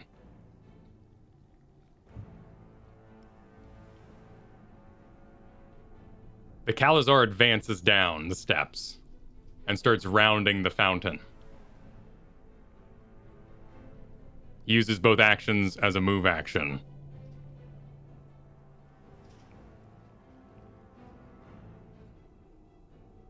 Splendorbell, it's your turn. Wow. All right. Well, I'm going to take a cue from where my friends are, and I'm going to... Well, I'm going to ask you first. Am I going to take an attack of opportunity if I try to take off from the swarm? No, it is a magical effect, not a creature. Okay.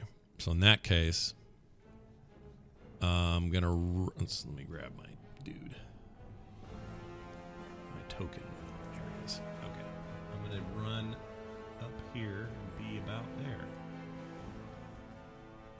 And when I get there, I'm going to I'm going to cast in the direction of Grinkeeper. Hold on a moment. How close is everybody here?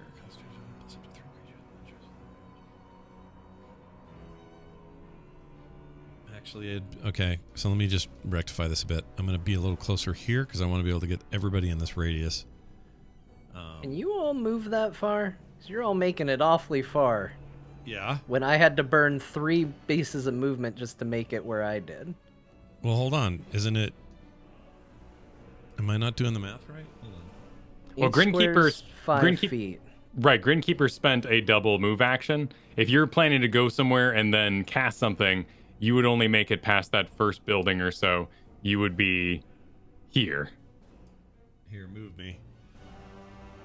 I shall.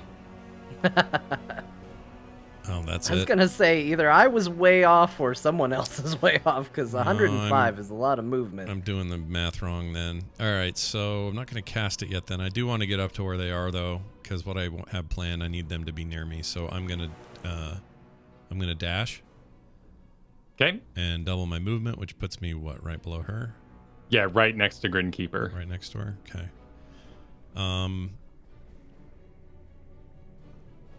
And my sword will just be with me.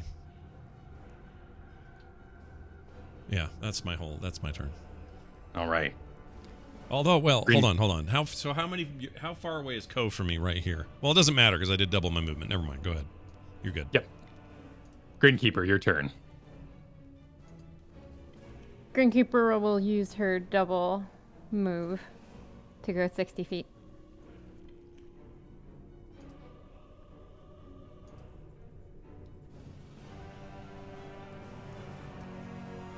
Grinkeeper continues her run down the main alley, the main street here, heading straight for Kalazar or Gothel Argir.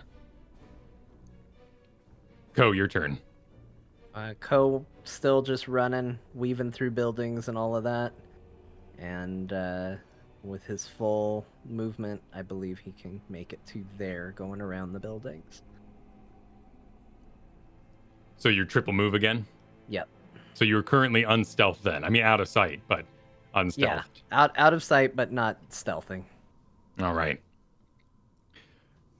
Dharma, you can sense her across the psychic network, has scurried on top of a building in the back and has pressed her own back against one of the edges and looks on over the city. Dominic Rees continues his stealthed movement, moving quite a bit slower than Ko, and makes his way around back, taking the second back alley.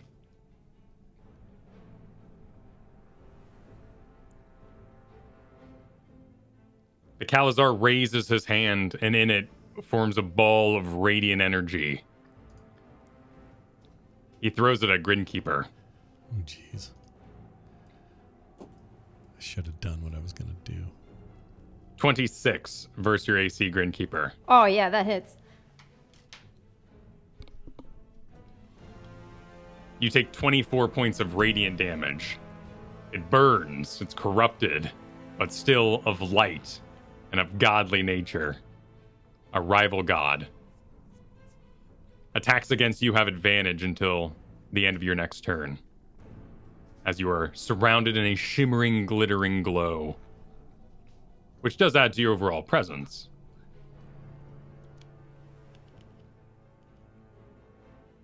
Splendor, it's your turn. All right. Rethinking my strategy here. I guess what I'm going to do is single movement to there. That's enough range for me to... Oh, no, I have to touch her. Shit. Hold on.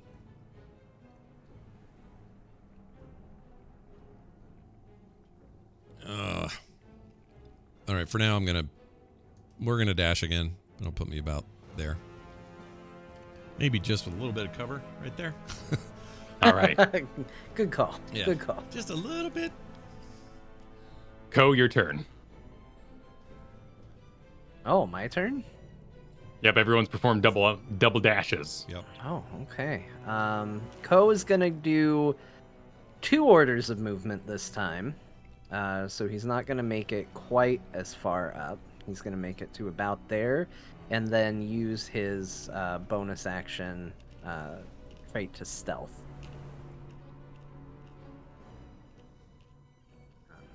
Let's see. Well, both of those were under 10, so it's actually going to be a 23 for stealth.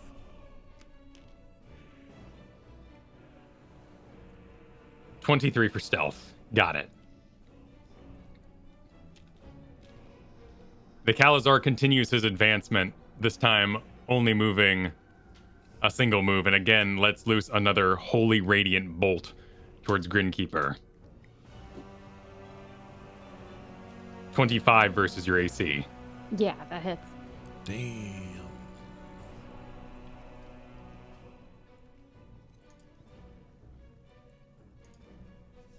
This one deals 14 points of radiant damage.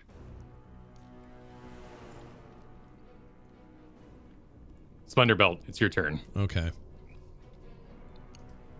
I'm gonna run up to Grinkeeper because we need to make our tank nice and healthy. I'm going to cast. We'll start with Cure Wounds at level 4. Yeah, we'll do it at level 4. And heal her for 27 points of her precious life.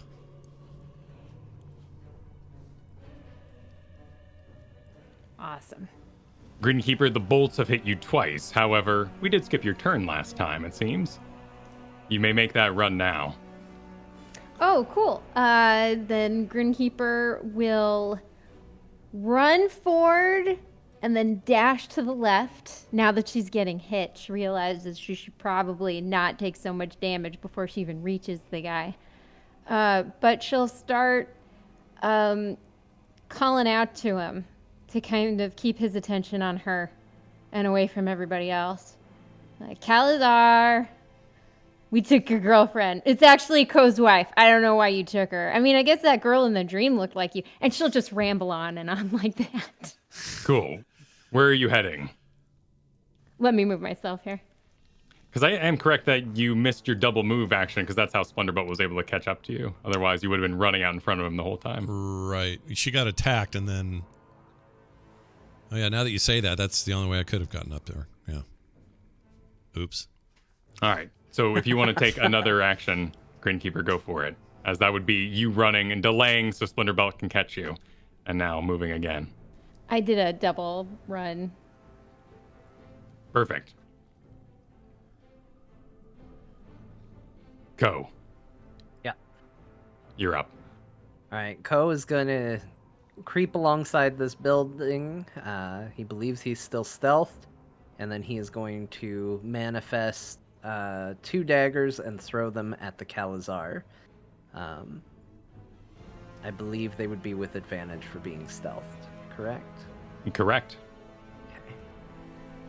Dagger number 1.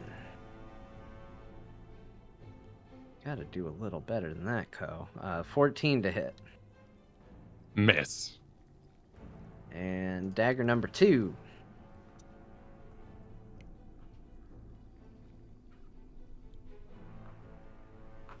Is a 18 to hit. A miss. Both seem to impact a shimmering shield of energy he has about himself. Some sort of spell, perhaps called Shield of Faith.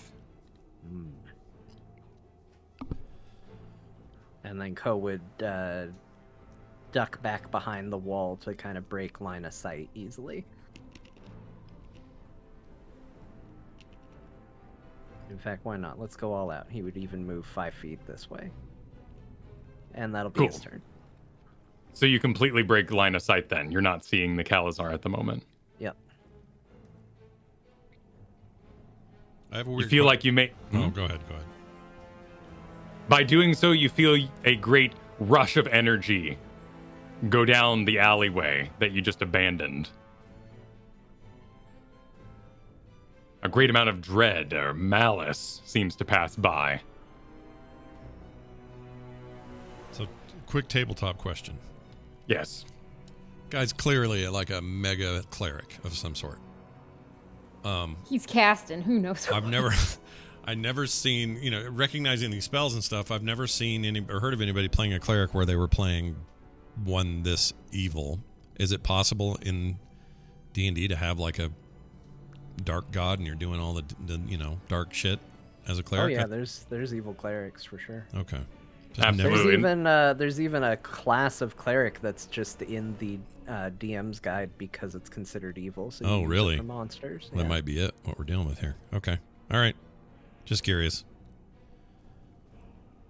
So, yes, it is. I get your question as it's something we haven't really come up against. It is possible to do radiant damage and use cleric spells while being dedicated to evil entirely. Okay. Many of these spells you would be aware of, though, as a cleric, such as that Shield of Faith. Right. You are aware that has a concentration element. If he can be hit, perhaps his shielding can go down. Okay. It's good to know. Dominic Rees moves in silence in the background, moving much slower than the speedy Ko, but all the same, making his way.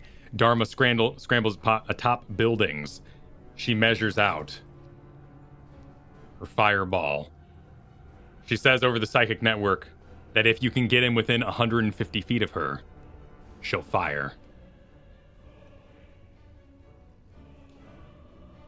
She does 2 things. She does them well. So here on the map, that would be 30 if you measure from Dharma Edge Stream.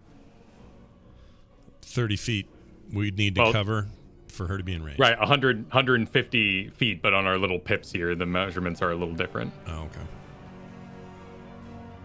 So basically, I'll laser it here. If you can get him to these buildings, Dharma Edgestream will fire, she says over the psychic network. Of course, it is going to do a 20-foot radius of fireball damage, so don't be in the area when it hits.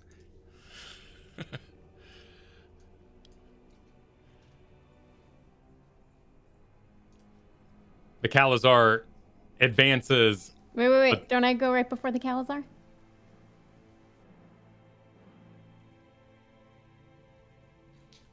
Go for it.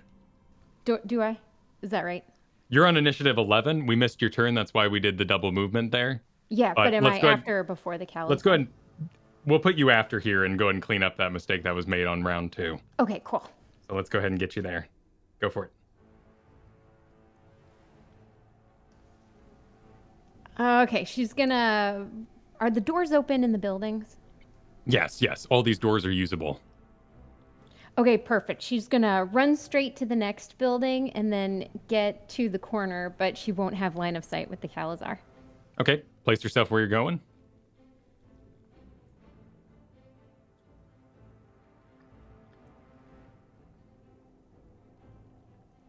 And that's her turn. All right.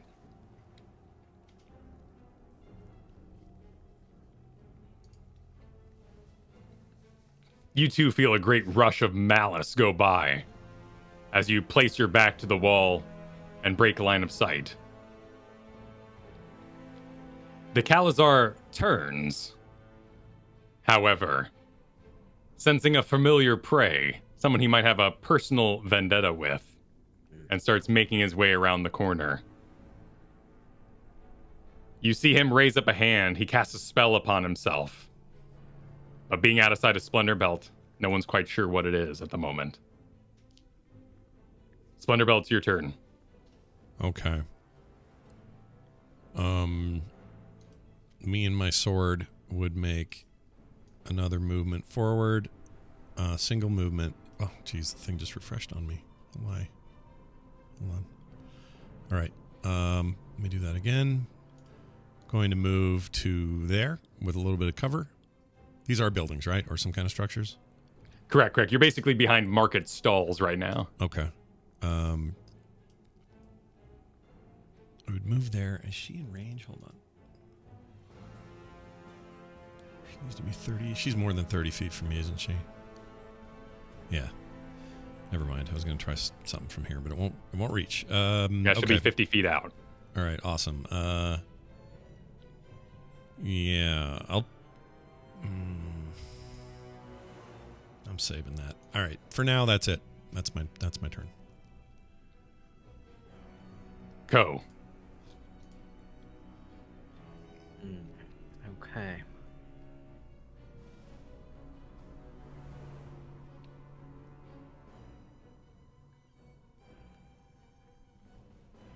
I think I can... It's a little hard to tell with his name.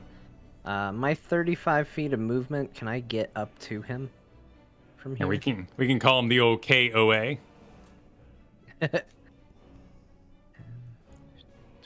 Killed on arrival? 30. Exactly. No. No, looks like I can't quite get to him. So with that in mind, Ko is going to... He's going to come to the edge. He's going to step out to get a sense for where he is, because he doesn't know that he moved.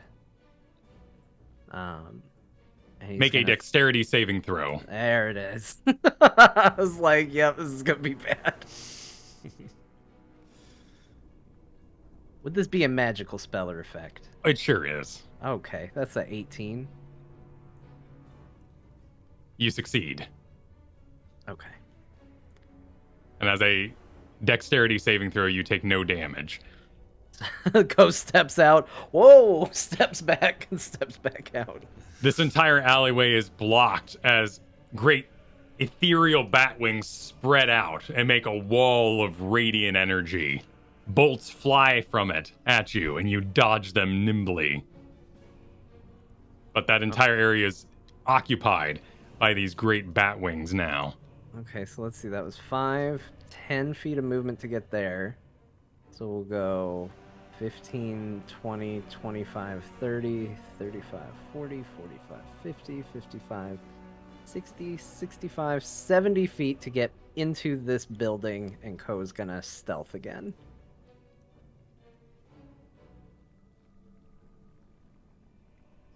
With his roguish abilities, it's gonna be a 23. All right.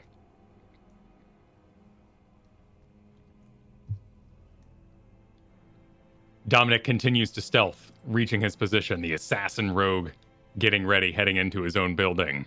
Dharma, realizing the fight is going around a building, scrambles down hers and tries to advance herself in her slow, halfling ways. Grinkeeper. Okay, Grinkeeper is going to move diagonally to the northeast for 6 for 1 movement. And then she's going to take out her lightning javelin and she's going to chuck it at the Kalazar because she is in range. All right. Put yourself where you're going to be. Make your attack.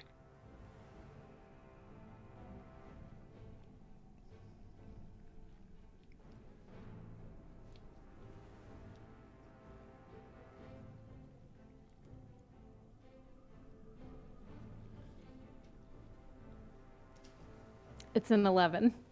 It's a miss. Damn it. But does the lightning still hit? Well, that's a dexterity save for me, correct? Correct. DC 13 dexterity save. I got a 13, so you hit. Or wait, I miss? Wait, I'm saving. No, I save, so it misses. So it's half damage. Correct. Cool, so let me roll the damage then.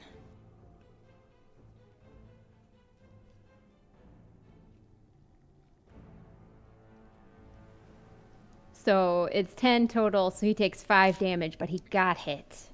Did get hit. Let me roll the concentration. He succeeds. His shield of faith remains. Anything else you'd like to do?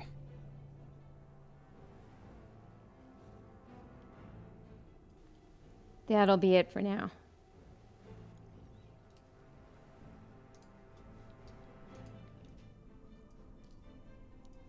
Make a wisdom saving throw, Grinkeeper, as his malice strikes you.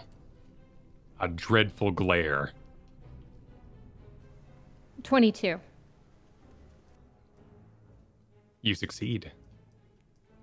She stares right back at him. But she doesn't look angry, she just stares at him. Frustrated, annoyed, but sure of herself. He approaches you, entering melee. Attack of opportunity, correct?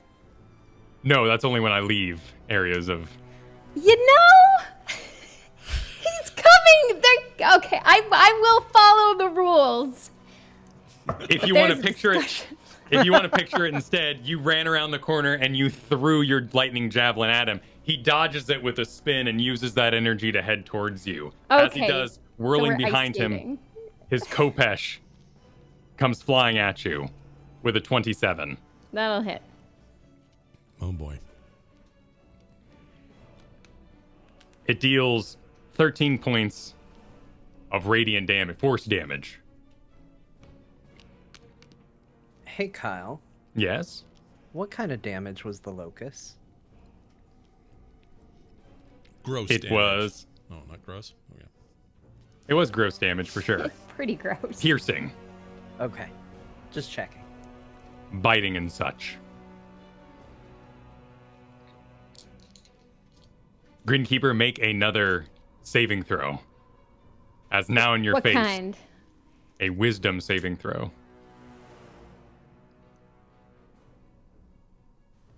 A 17.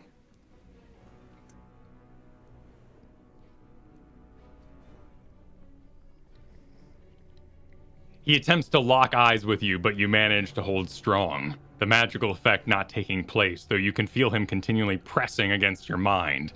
All the same, he brings forth a hand, balls it quickly into a fist, slapping his fingers 1 and 2 against each other, and reaches up and punches you in the gut. Jeez. Nice. He's a lot more hands-on than I thought it was going to be. He's a real metal cleric right there.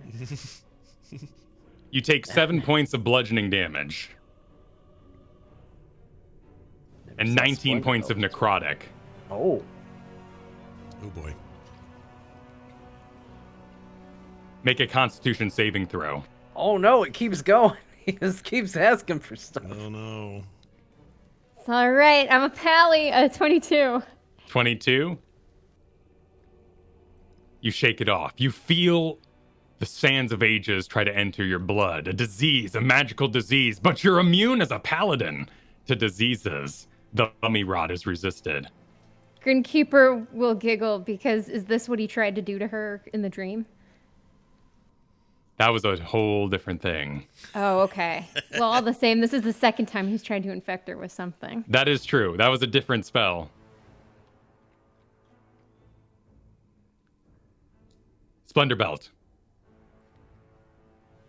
KOA Yeah. and Grinkeeper are engaged in melee battle. Ko has disappeared. Dominic Reese has disappeared. Dharma, you don't know where she is. From your point of view, it's just you and Grinkeeper. All right. And we're not. Are we on the psychic network? Is that Holden or no? Right. So you'd be aware they still exist and they're alive. Okay. All right.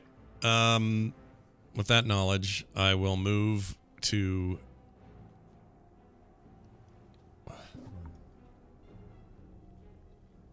What's the limit on our movement? In these digits? Your movement is, as a half orc, 30. So that's what? 6? 6. Correct. 6. All right, that's what I was worried about. Okay, but I'm going to move there, and then I'm going to send Sword Junior in there to hack away here. All right. Sword Junior, go. He's heading in. Hold on a second. Okay, here we go. To hit a 13. Miss. It bounces off his shield of faith. Okay, I was worried about that. All right. She's not in range though. Hold on a second.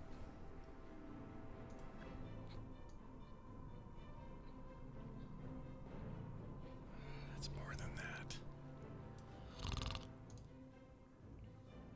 All right, let me try one thing here. Oh, 60 feet. I could do that. All right, I'm gonna try to command KOA to I guess I'll command him to back down. Let's see, what will I do here? I can have him drop, flee, grovel, or halt. Let's go for a grovel. All right. I'm casting this at level 2. Before Grinkeeper.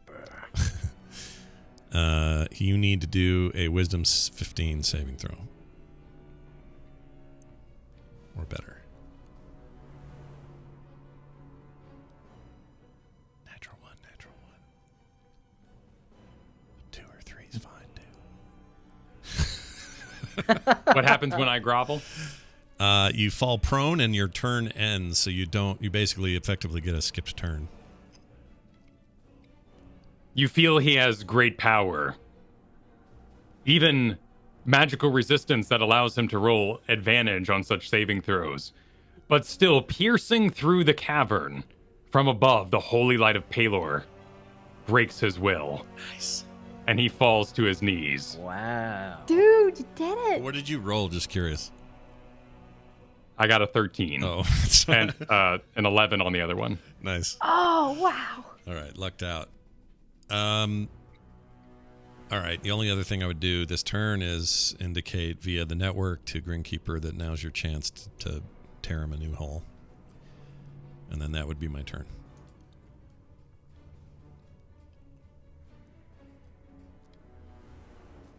And I'll look disapprovingly at my sword. Or my floating mace.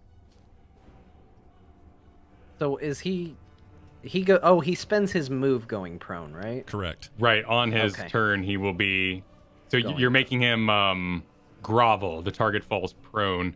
This is a really interesting catch because Wisdom saving throw command, the effect... Wait.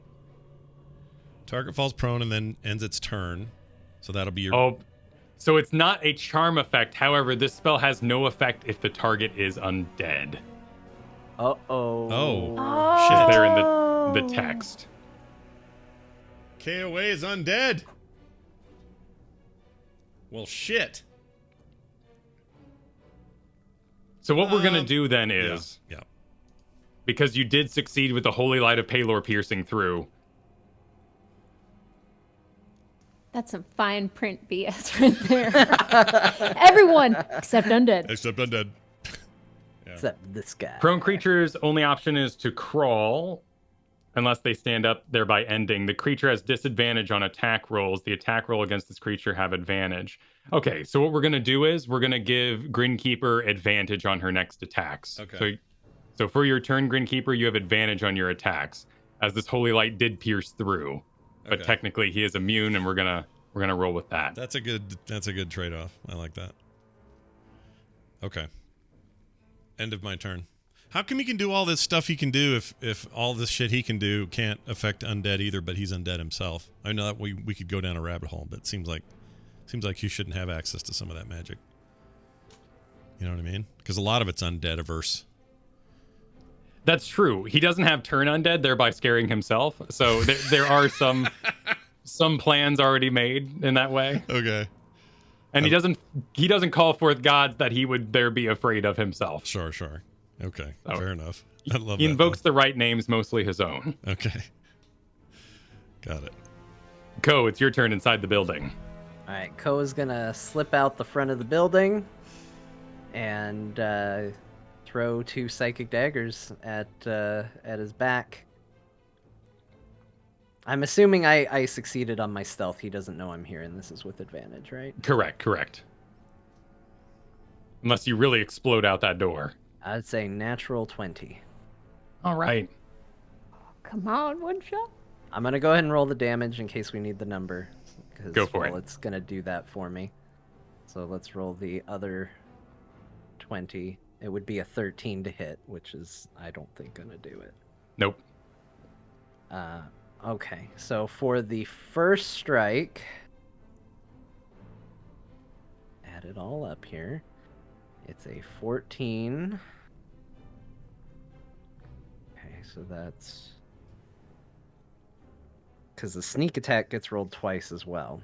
So that is 56 points of damage from the first psychic dagger. Damn. Pretty good. You want to check concentration on that one? Yes. The shield breaks about him. And Ko doesn't even stop. He knows it was a good hit. He's proud of himself, but he's going to throw that next one anyway with a 22 to hit. That's a hit. And 9 more psychic damage flies into him. Fine hit. Anything else you'd like to do? Nope, that'll be Ko's full turn. His malice radiates out. Ko, Splendor Belt, make wisdom saving throws.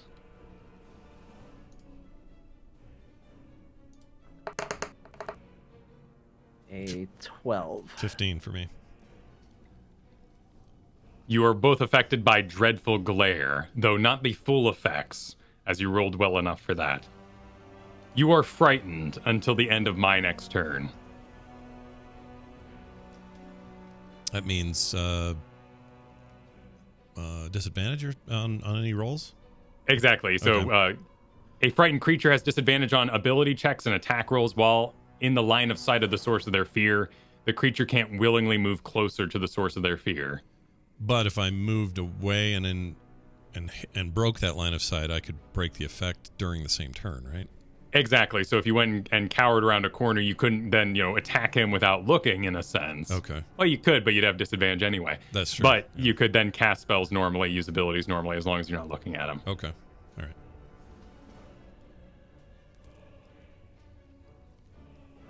Grinkeeper, this strikes you too, but you are now immune, as you've stared him down before.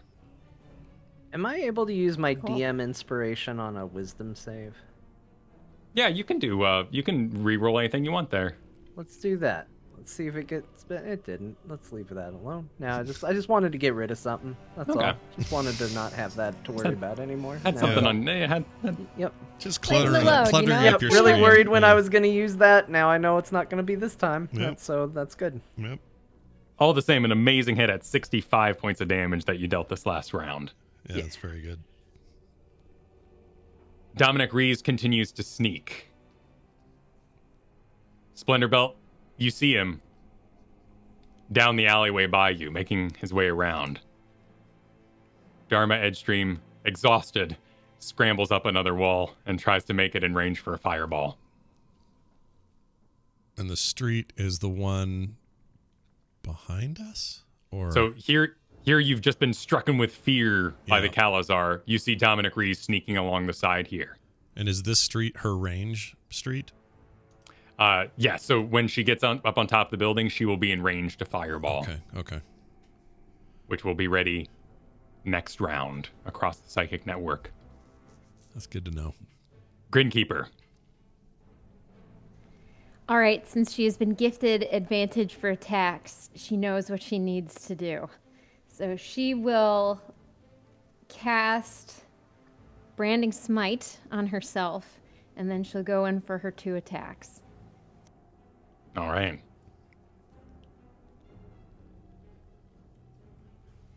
If it's high enough to hit, I won't roll with the advantage. Oh, I will, because I might get a nat 20. Okay, so one moment.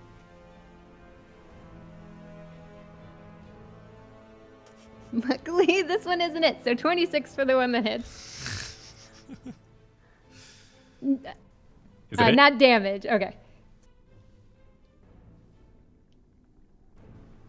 So base damage is 17. Let me get the extra radiant damage, and then I'll do the branding smite damage.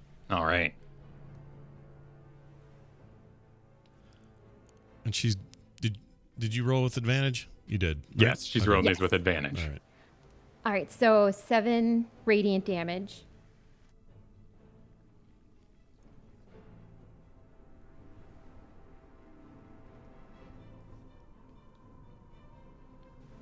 And then from branding smite, 6 radiant damage. Got it. 13 radiant damage. That was your first attack, correct? Yep, so second attack coming in.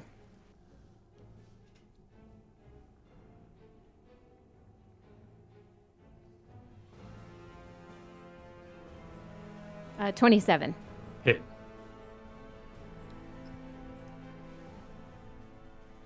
$12 damage base. Okay.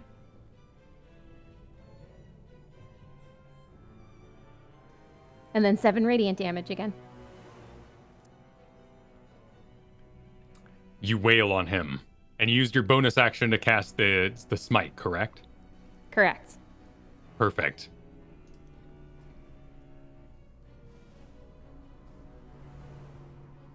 The Kalazar explodes in a whirlwind of sand, breaking contact with Grinkeeper and moving 60 feet.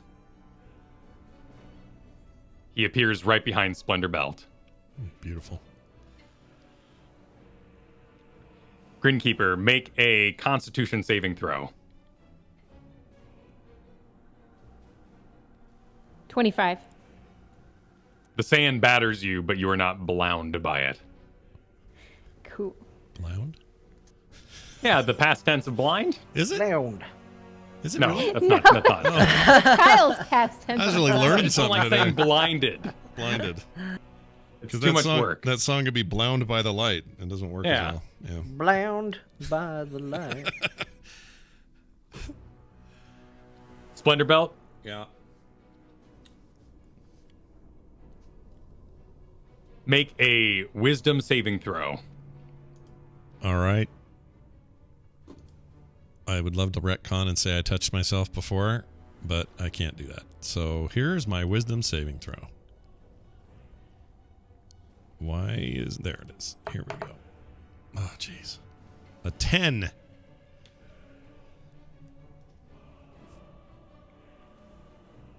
Oh, and I do with disadvantage too, don't I? Or is he broken line of sight with me because he's behind me? Disadvantage on ability checks and attack rolls, not saving throws. Oh, not luckily, saving throws. For the Okay. being feared. All right. However, you did roll a 10 and you have failed by more than 5, Yeah. which means the Kalazar appearing behind Splendor-Belt, he facing the other direction, reaches up and grasps Splendor-Belt's head, and his fingers dig in deep into his scalp.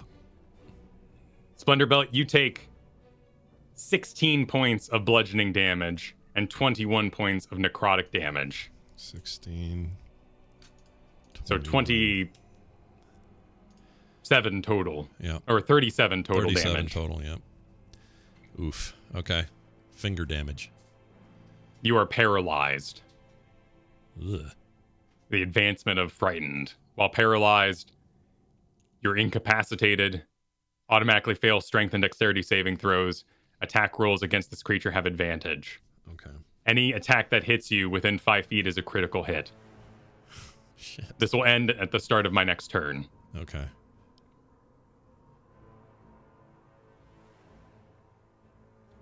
It's your turn. But you are incapacitated for it. Yeah. I can't do anything, right? Correct. Yep. So if that was the end of his turn, the frightened condition falls off of us, right? Correct. You'd be all set on the frightened front. Yeah, not me. Mine escalated to can't move at all. So Creature cannot take actions or reactions. So Splendor Belt is in his grasp, and you know that the hits will be critical this next time unless Splendor Belt is somehow removed from this condition. Ko, it's your turn. my sword, I can't command my sword right now because I'm incapacitation means that sword ain't gonna work on its own, right? Just want to Correct. make sure. No actions Okay. means no bonus actions. Okay, I'm good. Are we able to target through allies, or if like line of sight, I would be hitting Splendor Belt if I threw something at the guy from here. It's not a Not rule in ally. Dungeons and Dragons, and we didn't make a rule that if you roll a 1, you hit allies in this game, so you'd be good to fire on him. All right. Or through him, as it were. Well, Ko's gonna stand a little to the side, so it's just not straight head on at Splendor Belt here, and he will throw some psychic daggers. So let's throw. Well, that's a natural 1 for a 10. I feel like we specifically called out the natural 1 and Yep. made it happen. It's not gonna hit Splendor Belt in that way. All right, the offhand dagger is a 21 to hit, though. That is a hit. 8 plus. Make it a juicy one. 25 points of psychic damage. It's not too bad. That is a good hit. Not bad for an offhand dagger. Yeah. And that will be Ko's turn. Make a wisdom saving throw, Ko. As you caught eyes with the Kalazar. It's a natural 20 for a 22. You shake it off, no problem. I fear not the Kalazar. At least Across not the bad. psychic network rings, and Splendor Belt cannot answer this or respond due to his current state. Should I do it? Oh. The edge. Can you catch him in the edge, but not us? Okay. Friggin' Lil Jon up on the wall, shit. Shaman spells down. What? Just hit him with the edge, Dharma. Just the Okay. edge. Yeah. She fires a wizard's fireball, enhanced by her evocation mastery. Lets loose in a 20-foot radius, and she targets it directly on the edge.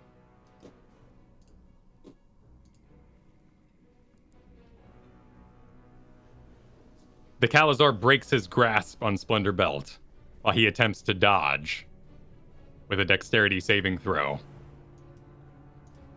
He does, but the flames envelop him all the same. There. Whoops. Only one. The Kalazar takes 28 points of fire damage. Not enough. However, that is enough Oh. for you to play track number 3, Scott. Oh. Ooh. I was like, wait, enough for his death? No, for a song. Here you go.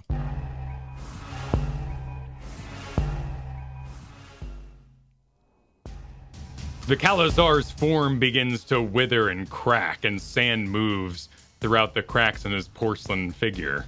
His hair begins to wilt, his mummified remains shine through his beautiful and radiant visage. He is damaged, he is weakened, he is bloodied, though still just as dangerous. Grinkeeper, it's your turn. Okay. And Splendor Belt is still under the effects, correct? Correct. Hopefully not too much longer. Okay, seeing this, she is going to run in next to Splendor Belt, use her bonus action to cast Sanctuary on him, and then proceed to hit the Kalazar.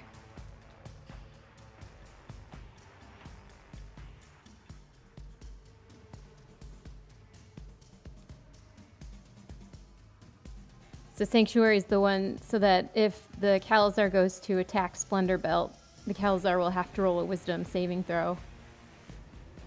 All right, as a bonus action, perfect. Bring your attack. Okay, cool. And I don't have advantage for this, correct? Correct. All right, 30. That's a hit. Just making that clear. Yeah. Just so everyone knows I didn't roll good on this. Okay, 16 base damage. All right.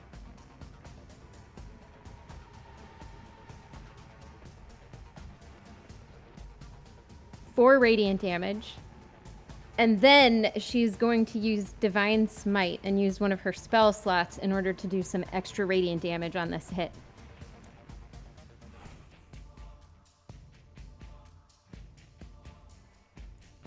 Yep, that's tied to a melee attack. Perfect. Let me check my spell slots here.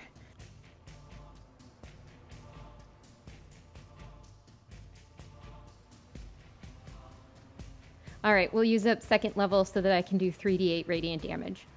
All right.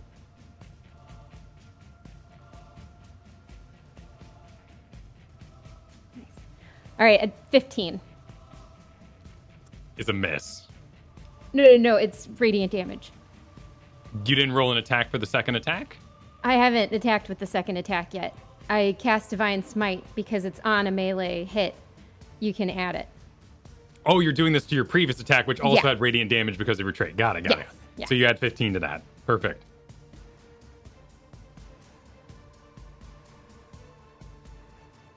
Second is a 23. Hit. Ooh. Okay, that's a 10.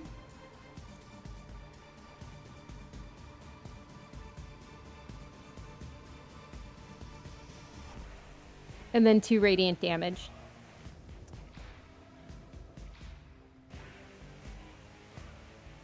You unload on the Kalazar, full of radiant damage and slashes from the heart blade of Loran. He raises up his fist, swings it back, and goes to punch Splendor Belt in the gut for guaranteed critical damage. However, he must first make a wisdom saving throw due to Sanctuary. And it's a 16. Wisdom 16. I fail. Oh! Whoa. Oh my god. I didn't think that was going to work. It seemed low. The attack instead swings at Grinkeeper with a natural 20. Oh, shit. Better than knocking out Splendor Belt.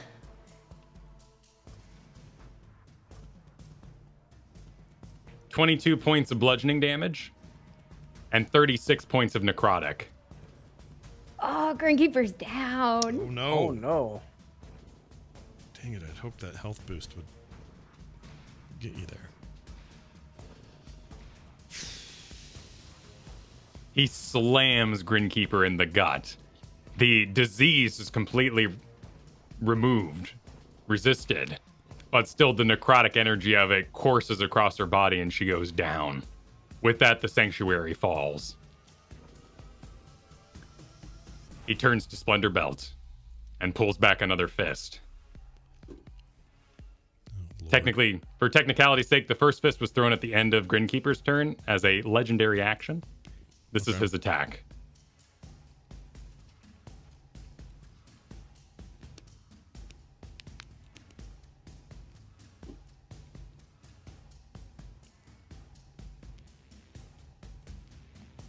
Till the end of my turn, it's guaranteed critical. This is very intense. This is the most pregnant pause. This pause is about to give birth. I can feel it. Splendor Belt, you take 22 points of bludgeoning damage. Oh boy. Okay. And 36 points of necrotic damage. Well, I am also down. What'd Oh, you say? no. Do you say 36 was the second one? Correct. All right. Yeah, I'm down.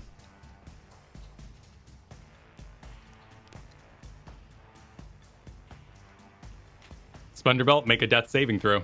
It's your turn. All right. Here goes. I haven't done this in a while. I just roll a d20. Correct. Okay. A natural 1. That counts as 2. So you're down 2 of 3 death saving throws. Great. Really? Shit. Correct.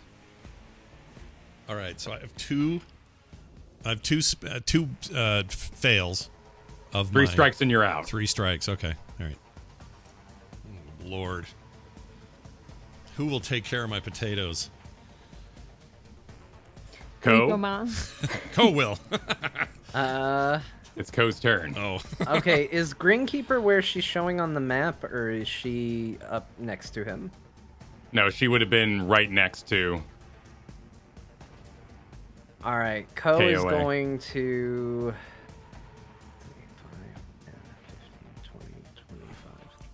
35 gets me right up to Splendor Belt. So he's going to come rushing in, slide in, reach into his bag, and pull forth his Potion of Supreme Healing, his first one. And I believe it costs an action to Correct. have someone drink it. And as an action, have Splendor Belt down that sucker. You, do I roll or does he roll? That's up to you, honestly. How do you feel about your dice, Scott? I'll roll it. You better roll it. We've always had Scott do the healing for his own spell, so let's do the player administering the heal. Do the heal. Plus your one shot. Let's see if your nickname means anything. Let's give this a shot.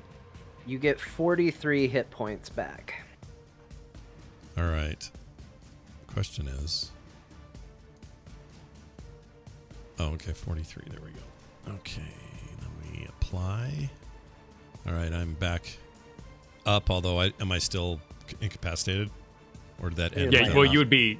So you're no longer under the effects because his turn has passed.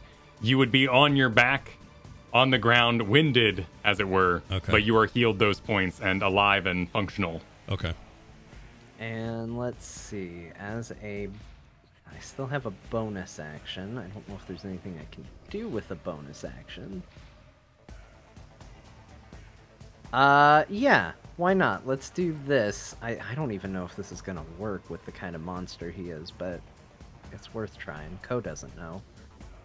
Ko is gonna take his dagger of venom and coat the blade in poison as a bonus action. Cool. Just a little... Yep.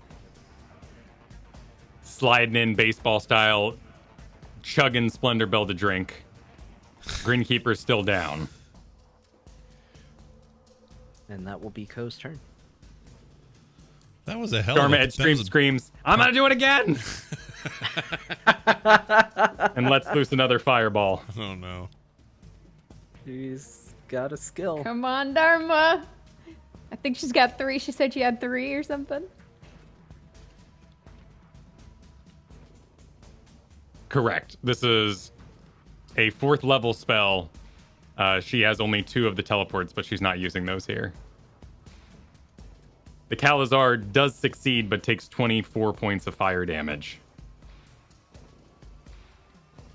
Dominic Rees breaks his cover, stealthed, and runs out and attempts to give the Kalazar a double dagger to the back.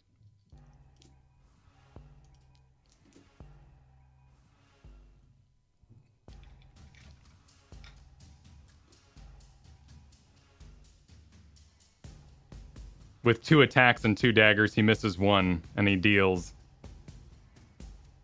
21 points of piercing damage.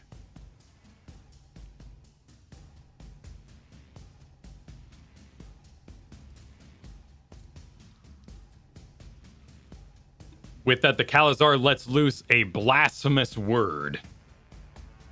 That word happens to be Skisgrot. everyone who is awake, which is just not Grinkeeper, make a Constitution saving throw. Disadvantage because I'm on the ground or no? Nope. Okay. It's a magical effect. If she's unconscious, do we get our +2? No, that's only if she's... We don't find her inspiring. No, she's not inspiring at the moment. All right, it's a 22. 16 for me. Damn. Just on the money there. Dominic gets a 1. Oh, poor Dom. Dominic. It's about family, Dom. So you both succeed and are not stunned for 1 round, but Dominic is by the blasphemous word that was heard. He goes stiff and rigid. His daggers forcibly pulled out of the Kalazar's back. Grinkeeper, death saving throw.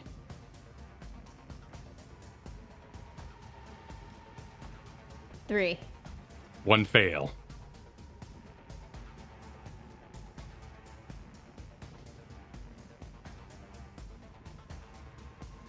The Kalazar despises Ko.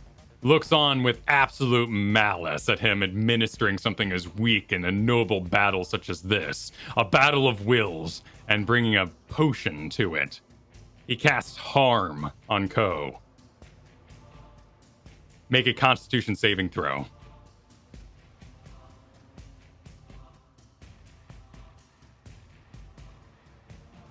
$20. Damn. You would have taken 14d6 damage. No. Oh, that would have been very harmful. As a That would matter have of been. Instead, you take 16 points of necrotic damage. fact. Well, let's half that because my tattoo flares the life and absorbs it. That is true. What's half of 16? 8. It's 8, right? Yep. Yep. 8. Got it. You are slammed with this necrotic energy, but it disperses across your tattoo and lights it up. This is new technology. You brought a gun to a sword battle in this way. Splendorbelt, it's your turn. You're on Okay. the ground in front of the Kalazar. I am. Ringkeeper's laying next to you. Right. Dying. And dying. So what I would do, will I incur badness if I get up and move? Am I going to get a, I mean, if I sit. If you walk away from the 5-foot range, yes. Okay, but not if I sit up or, well, I guess it doesn't matter because I just need to reach Grinkeeper, which looks like she's in range. Yep, she's right next to you, so you could just go over and slap a hand on her, Yep. like someone's snoring next to you. That's what I'm going to do. I'm going to cast this and heal her for 24 points of damage, which will bring her back to the living or the conscious. And I'm not going to move. Oh, I am going to attack with my sword, though. Or did I lose that because... how does that work? You could recast it as a bonus action. It's going to take a slot, though, right? Correct, it would cast a spell. I think I want it. Yeah, I'm going to do it. I'm going to recast it at level 5.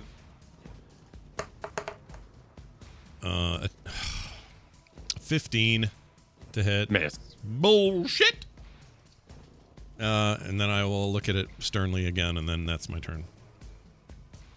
At the end of your turn, the Kalizar yet again explodes in sand, this time appearing right behind Dharma Edgestream, up on top of the nearby building. Oh. However, that was Splunderbelt's turn, and it is Ko's now.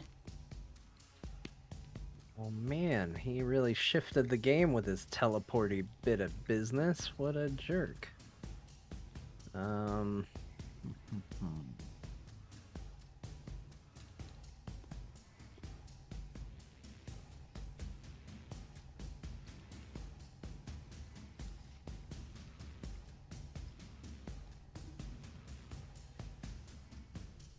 So Grinkeeper got healed, right?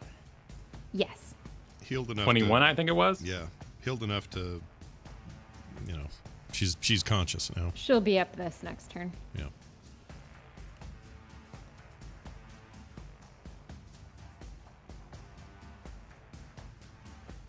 Okay, Ko's gonna... I'm guessing we can kind of vaguely follow the sand, and see where he teleported. Absolutely. Get a There's rough nothing idea. stealthy about it. It's a whole sandy business. Okay, Ko's gonna tear off running to try and keep up with him as much as he can. He'll use his action to do a dash. And then as a bonus... Oh, wait, no, it's an action to down a potion. I forgot. You know what? Let's... Yep, rewind that. Let's try that again. He will go... Oh, what am I doing? I can do that, because as the action I can down the potion, as the bonus action I can dash. So it's still the same exact thing, but I'm going to go ahead and take one of the potions myself. And the 10d4 plus 20, so...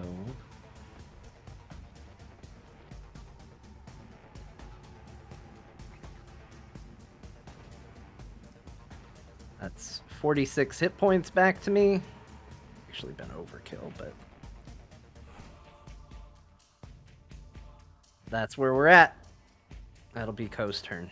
All right. At the end of your turn, he winds up a punch into Dharma's back, Boy. which is a natural one and misses. Oh my gosh, I was gonna say, there goes our ride home, everybody. God bless you, Dharma. Dominic Rees is stunned. Grinkeeper, you are prone, alive. All right, Grinkeeper's gonna shake her head and kind of, roll onto her tummy and use the momentum to go, I think, 15 feet. You can still move half. So, kind of like digging her feet into the ground and standing as she moves forward. And as she goes that 15 feet, she's gonna down a healing potion. And that's her turn.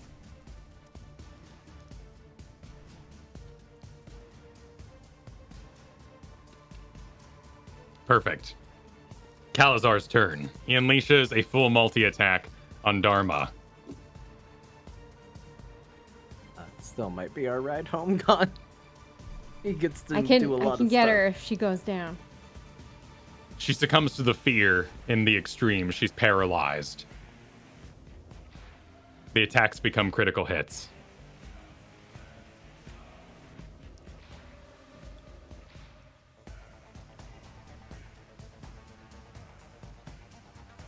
Dharma goes down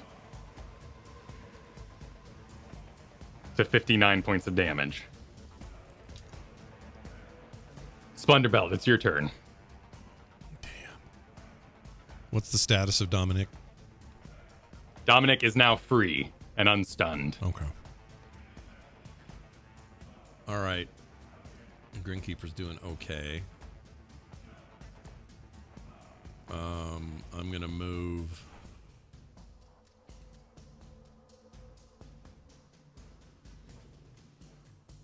There. And send my sword in for another hit.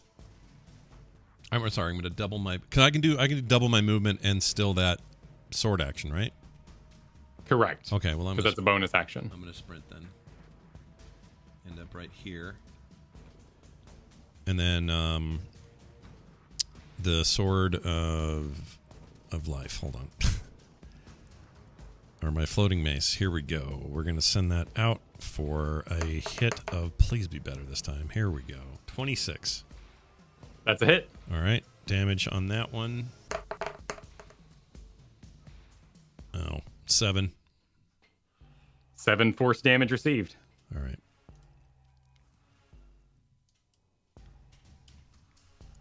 And I think that's it.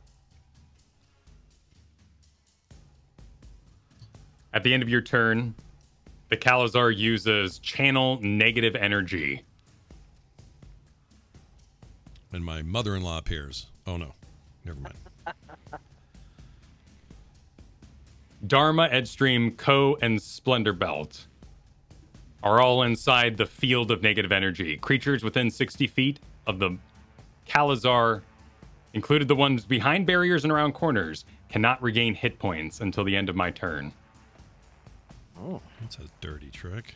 well, we're not gonna be healing Dharma this round, that's for sure. Ko, it's your turn. Ko is going to climb up the side of the building to get up to him. About how much movement would it be to get alongside him? You could perform a mirthful leap. Sure, let's see if that does anything for me. That's my mirthful leap. Roll a d8. Oh, but I have that necklace now. Oh wait, that's Constitution. That's not Strength. Never mind. That's not gonna do anything for me. Oh look, it's the maximum. 8. I can Then you yeah. Then you easily jump the majority of the way and, like, pushing yourself up out of a pool, you kind of catch yourself at the waist and climb on top. You're able to make it there in time. All right, Ko's gonna get to the top, and he's going to finally, at last, draw Anathala's will from its holster, and he's gonna just say, "Stop worrying about everybody else. You're facing me," and he's gonna take a strike at him Bold. with a 30 to hit. That's a hit.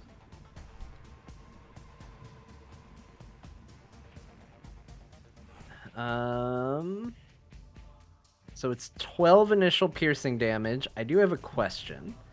I get to do my sneak attack if he's flanked by a friendly, but is with Dharma down, does she still count? I would assume not, I wouldn't think so either. because she's not giving you advantages or holding his attention anyway, so no. Right. Okay. Fair. Otherwise, you could get into a really weird scenario where a rogue, like, brings dead bodies to a fight and, like, piles them around. Ha! This is my friend. Have him. Yeah. All right, so that's 12 piercing damage on the rapier to begin with, and then on the offhand with the dagger of venom, that's a 26 to hit. It's a hit. That is 5 piercing, and then if he's able to take poison damage, he has to make a DC 15 Constitution saving throw. He is immune to poison. Alright, I kind of figured that would be the way it went. So yeah, just 5 piercing damage. 17 total.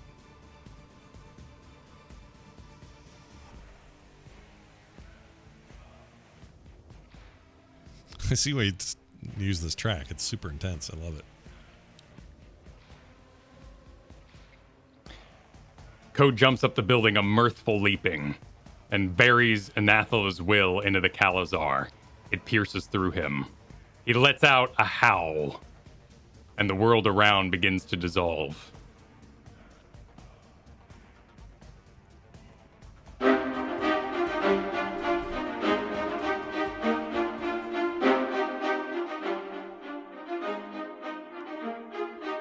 You're in the throne room.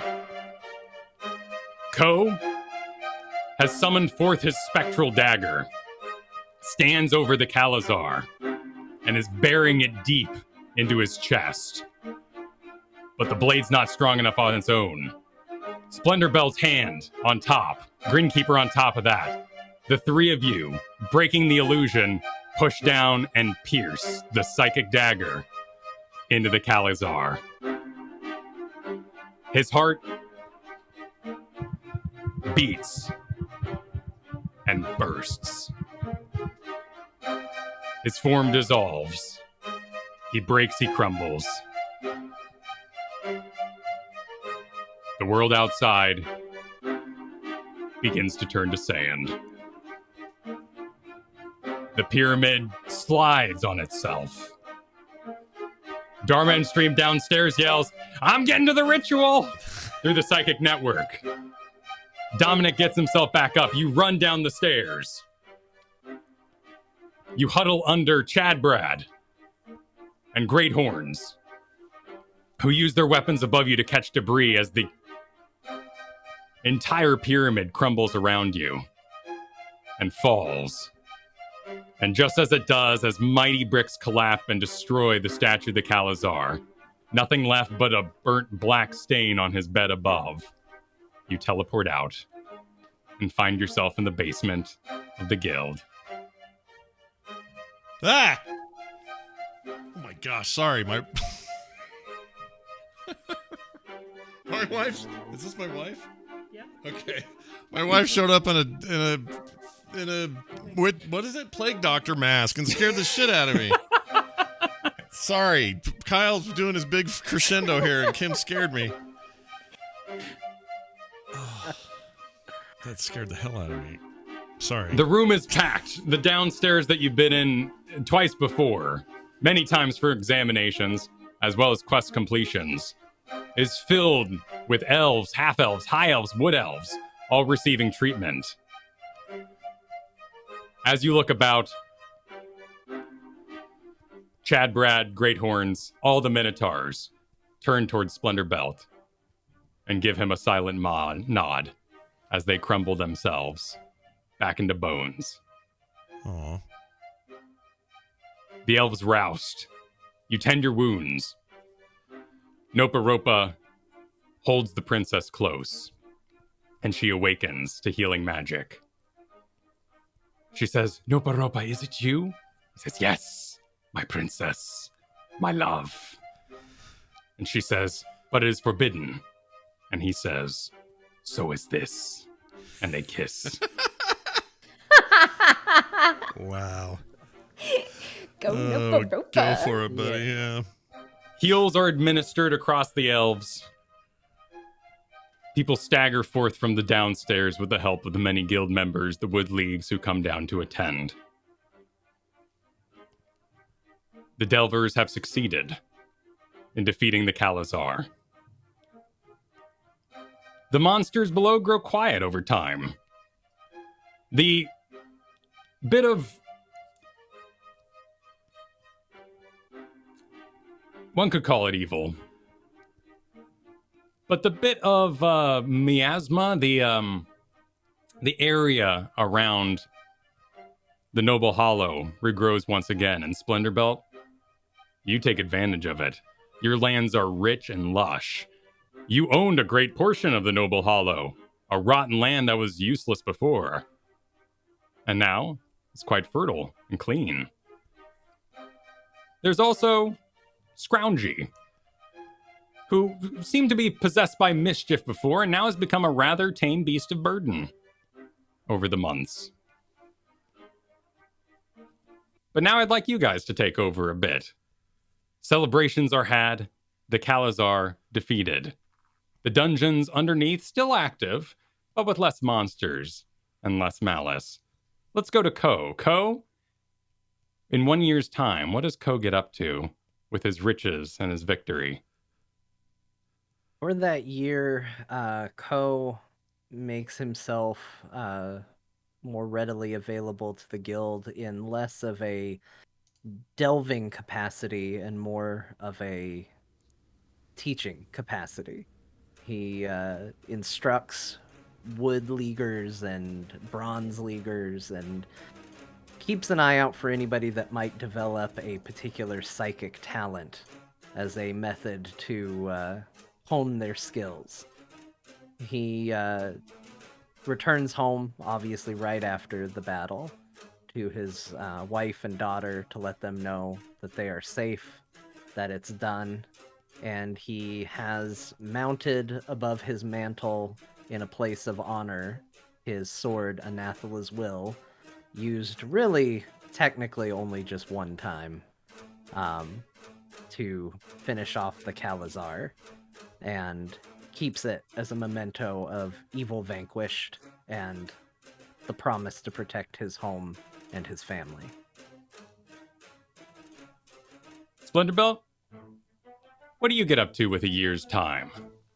I would really lay into the farm, build it, grow it, take advantage of the fact that some of the land appears to be less cursed. Expand where I can, make sure my debts are paid, pay my employees well, hire a few more, and become renowned for the finest potatoes ever made in the land. And I'd be pretty happy about it. I'd also help with, healing duties. Anytime somebody needed something, I'd do that. But I would really throw myself into the farm. Grinkeeper? Grinkeeper would await the return of Gentleman Cavalier, but until he shows up, she would make her base of operations Atemer, where she'd patrol, but otherwise watch over the school and help rebuild the town to what it once was. And she'd also head home for a bit so she could start taking on the responsibilities and see how she could merge the family business with adventuring. And but so all the you while, do. she'd be so sad. And time does pass. And in that time, the tower on Splendor Farms is rebuilt and becomes a base of operations for the Delvers. And our camera flies across the fertile lands with our donkey and our hook horror pulling a cart, with Gleepoma, with Muck Muck, all working the farm well, and many other monstrous and bizarre employees that have gathered over a year's time. The Splendor Belt potatoes become renowned. Ko becomes a great teacher. Grinkeeper wanders, looking for Gentleman Cavalier for a time, outside of all of your sight. But we fly across that land and fly into the window of the Delver's Tower that has been rebuilt. And on a table inside, you see a bit of old pink ribbon. You see a locket with a picture of Anathala and Ko's daughter inside, a half-eaten potato nearby, and 2 letters. One, an invitation to the wedding of Evelyn Blackwood and Lord Ethan Renaud Travail. Signed, GCT. Below that, a red letter, signed from the kingdom, which may go open someday. And that's the end of the Delvers. All right. Well done. Nice job. That was great. I loved it. I actually thought I was going to die. So I'm glad I didn't die. I'm glad nobody died, but I really felt like I was going to die. That guy was a huge dick. Well done. It was great. Now, people at home are going, wait a minute. What does that mean? Well, it means, for a time anyway, we're going to jump back into the Waste campaign and check in with those characters and see if we can't finish that thing out. That means Bo will return as DM for a bit while we do that. So if you enjoyed this, you'll enjoy that. If you were all caught up on that old story, perfect timing because we're about to pick it up again.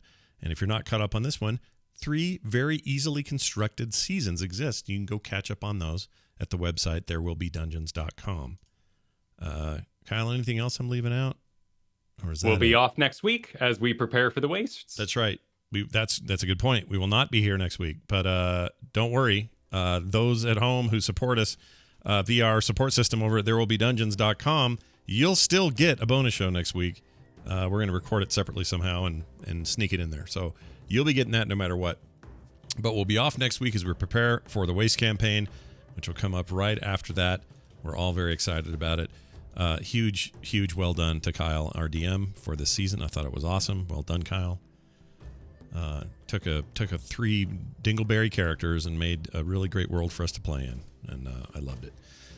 So come back next week, or a week after next week for a brand new episode as we dive back headlong into the Waste campaign. That's going to do it for us. For me, for Kyle, for Kristen, and for John. We'll see you next time.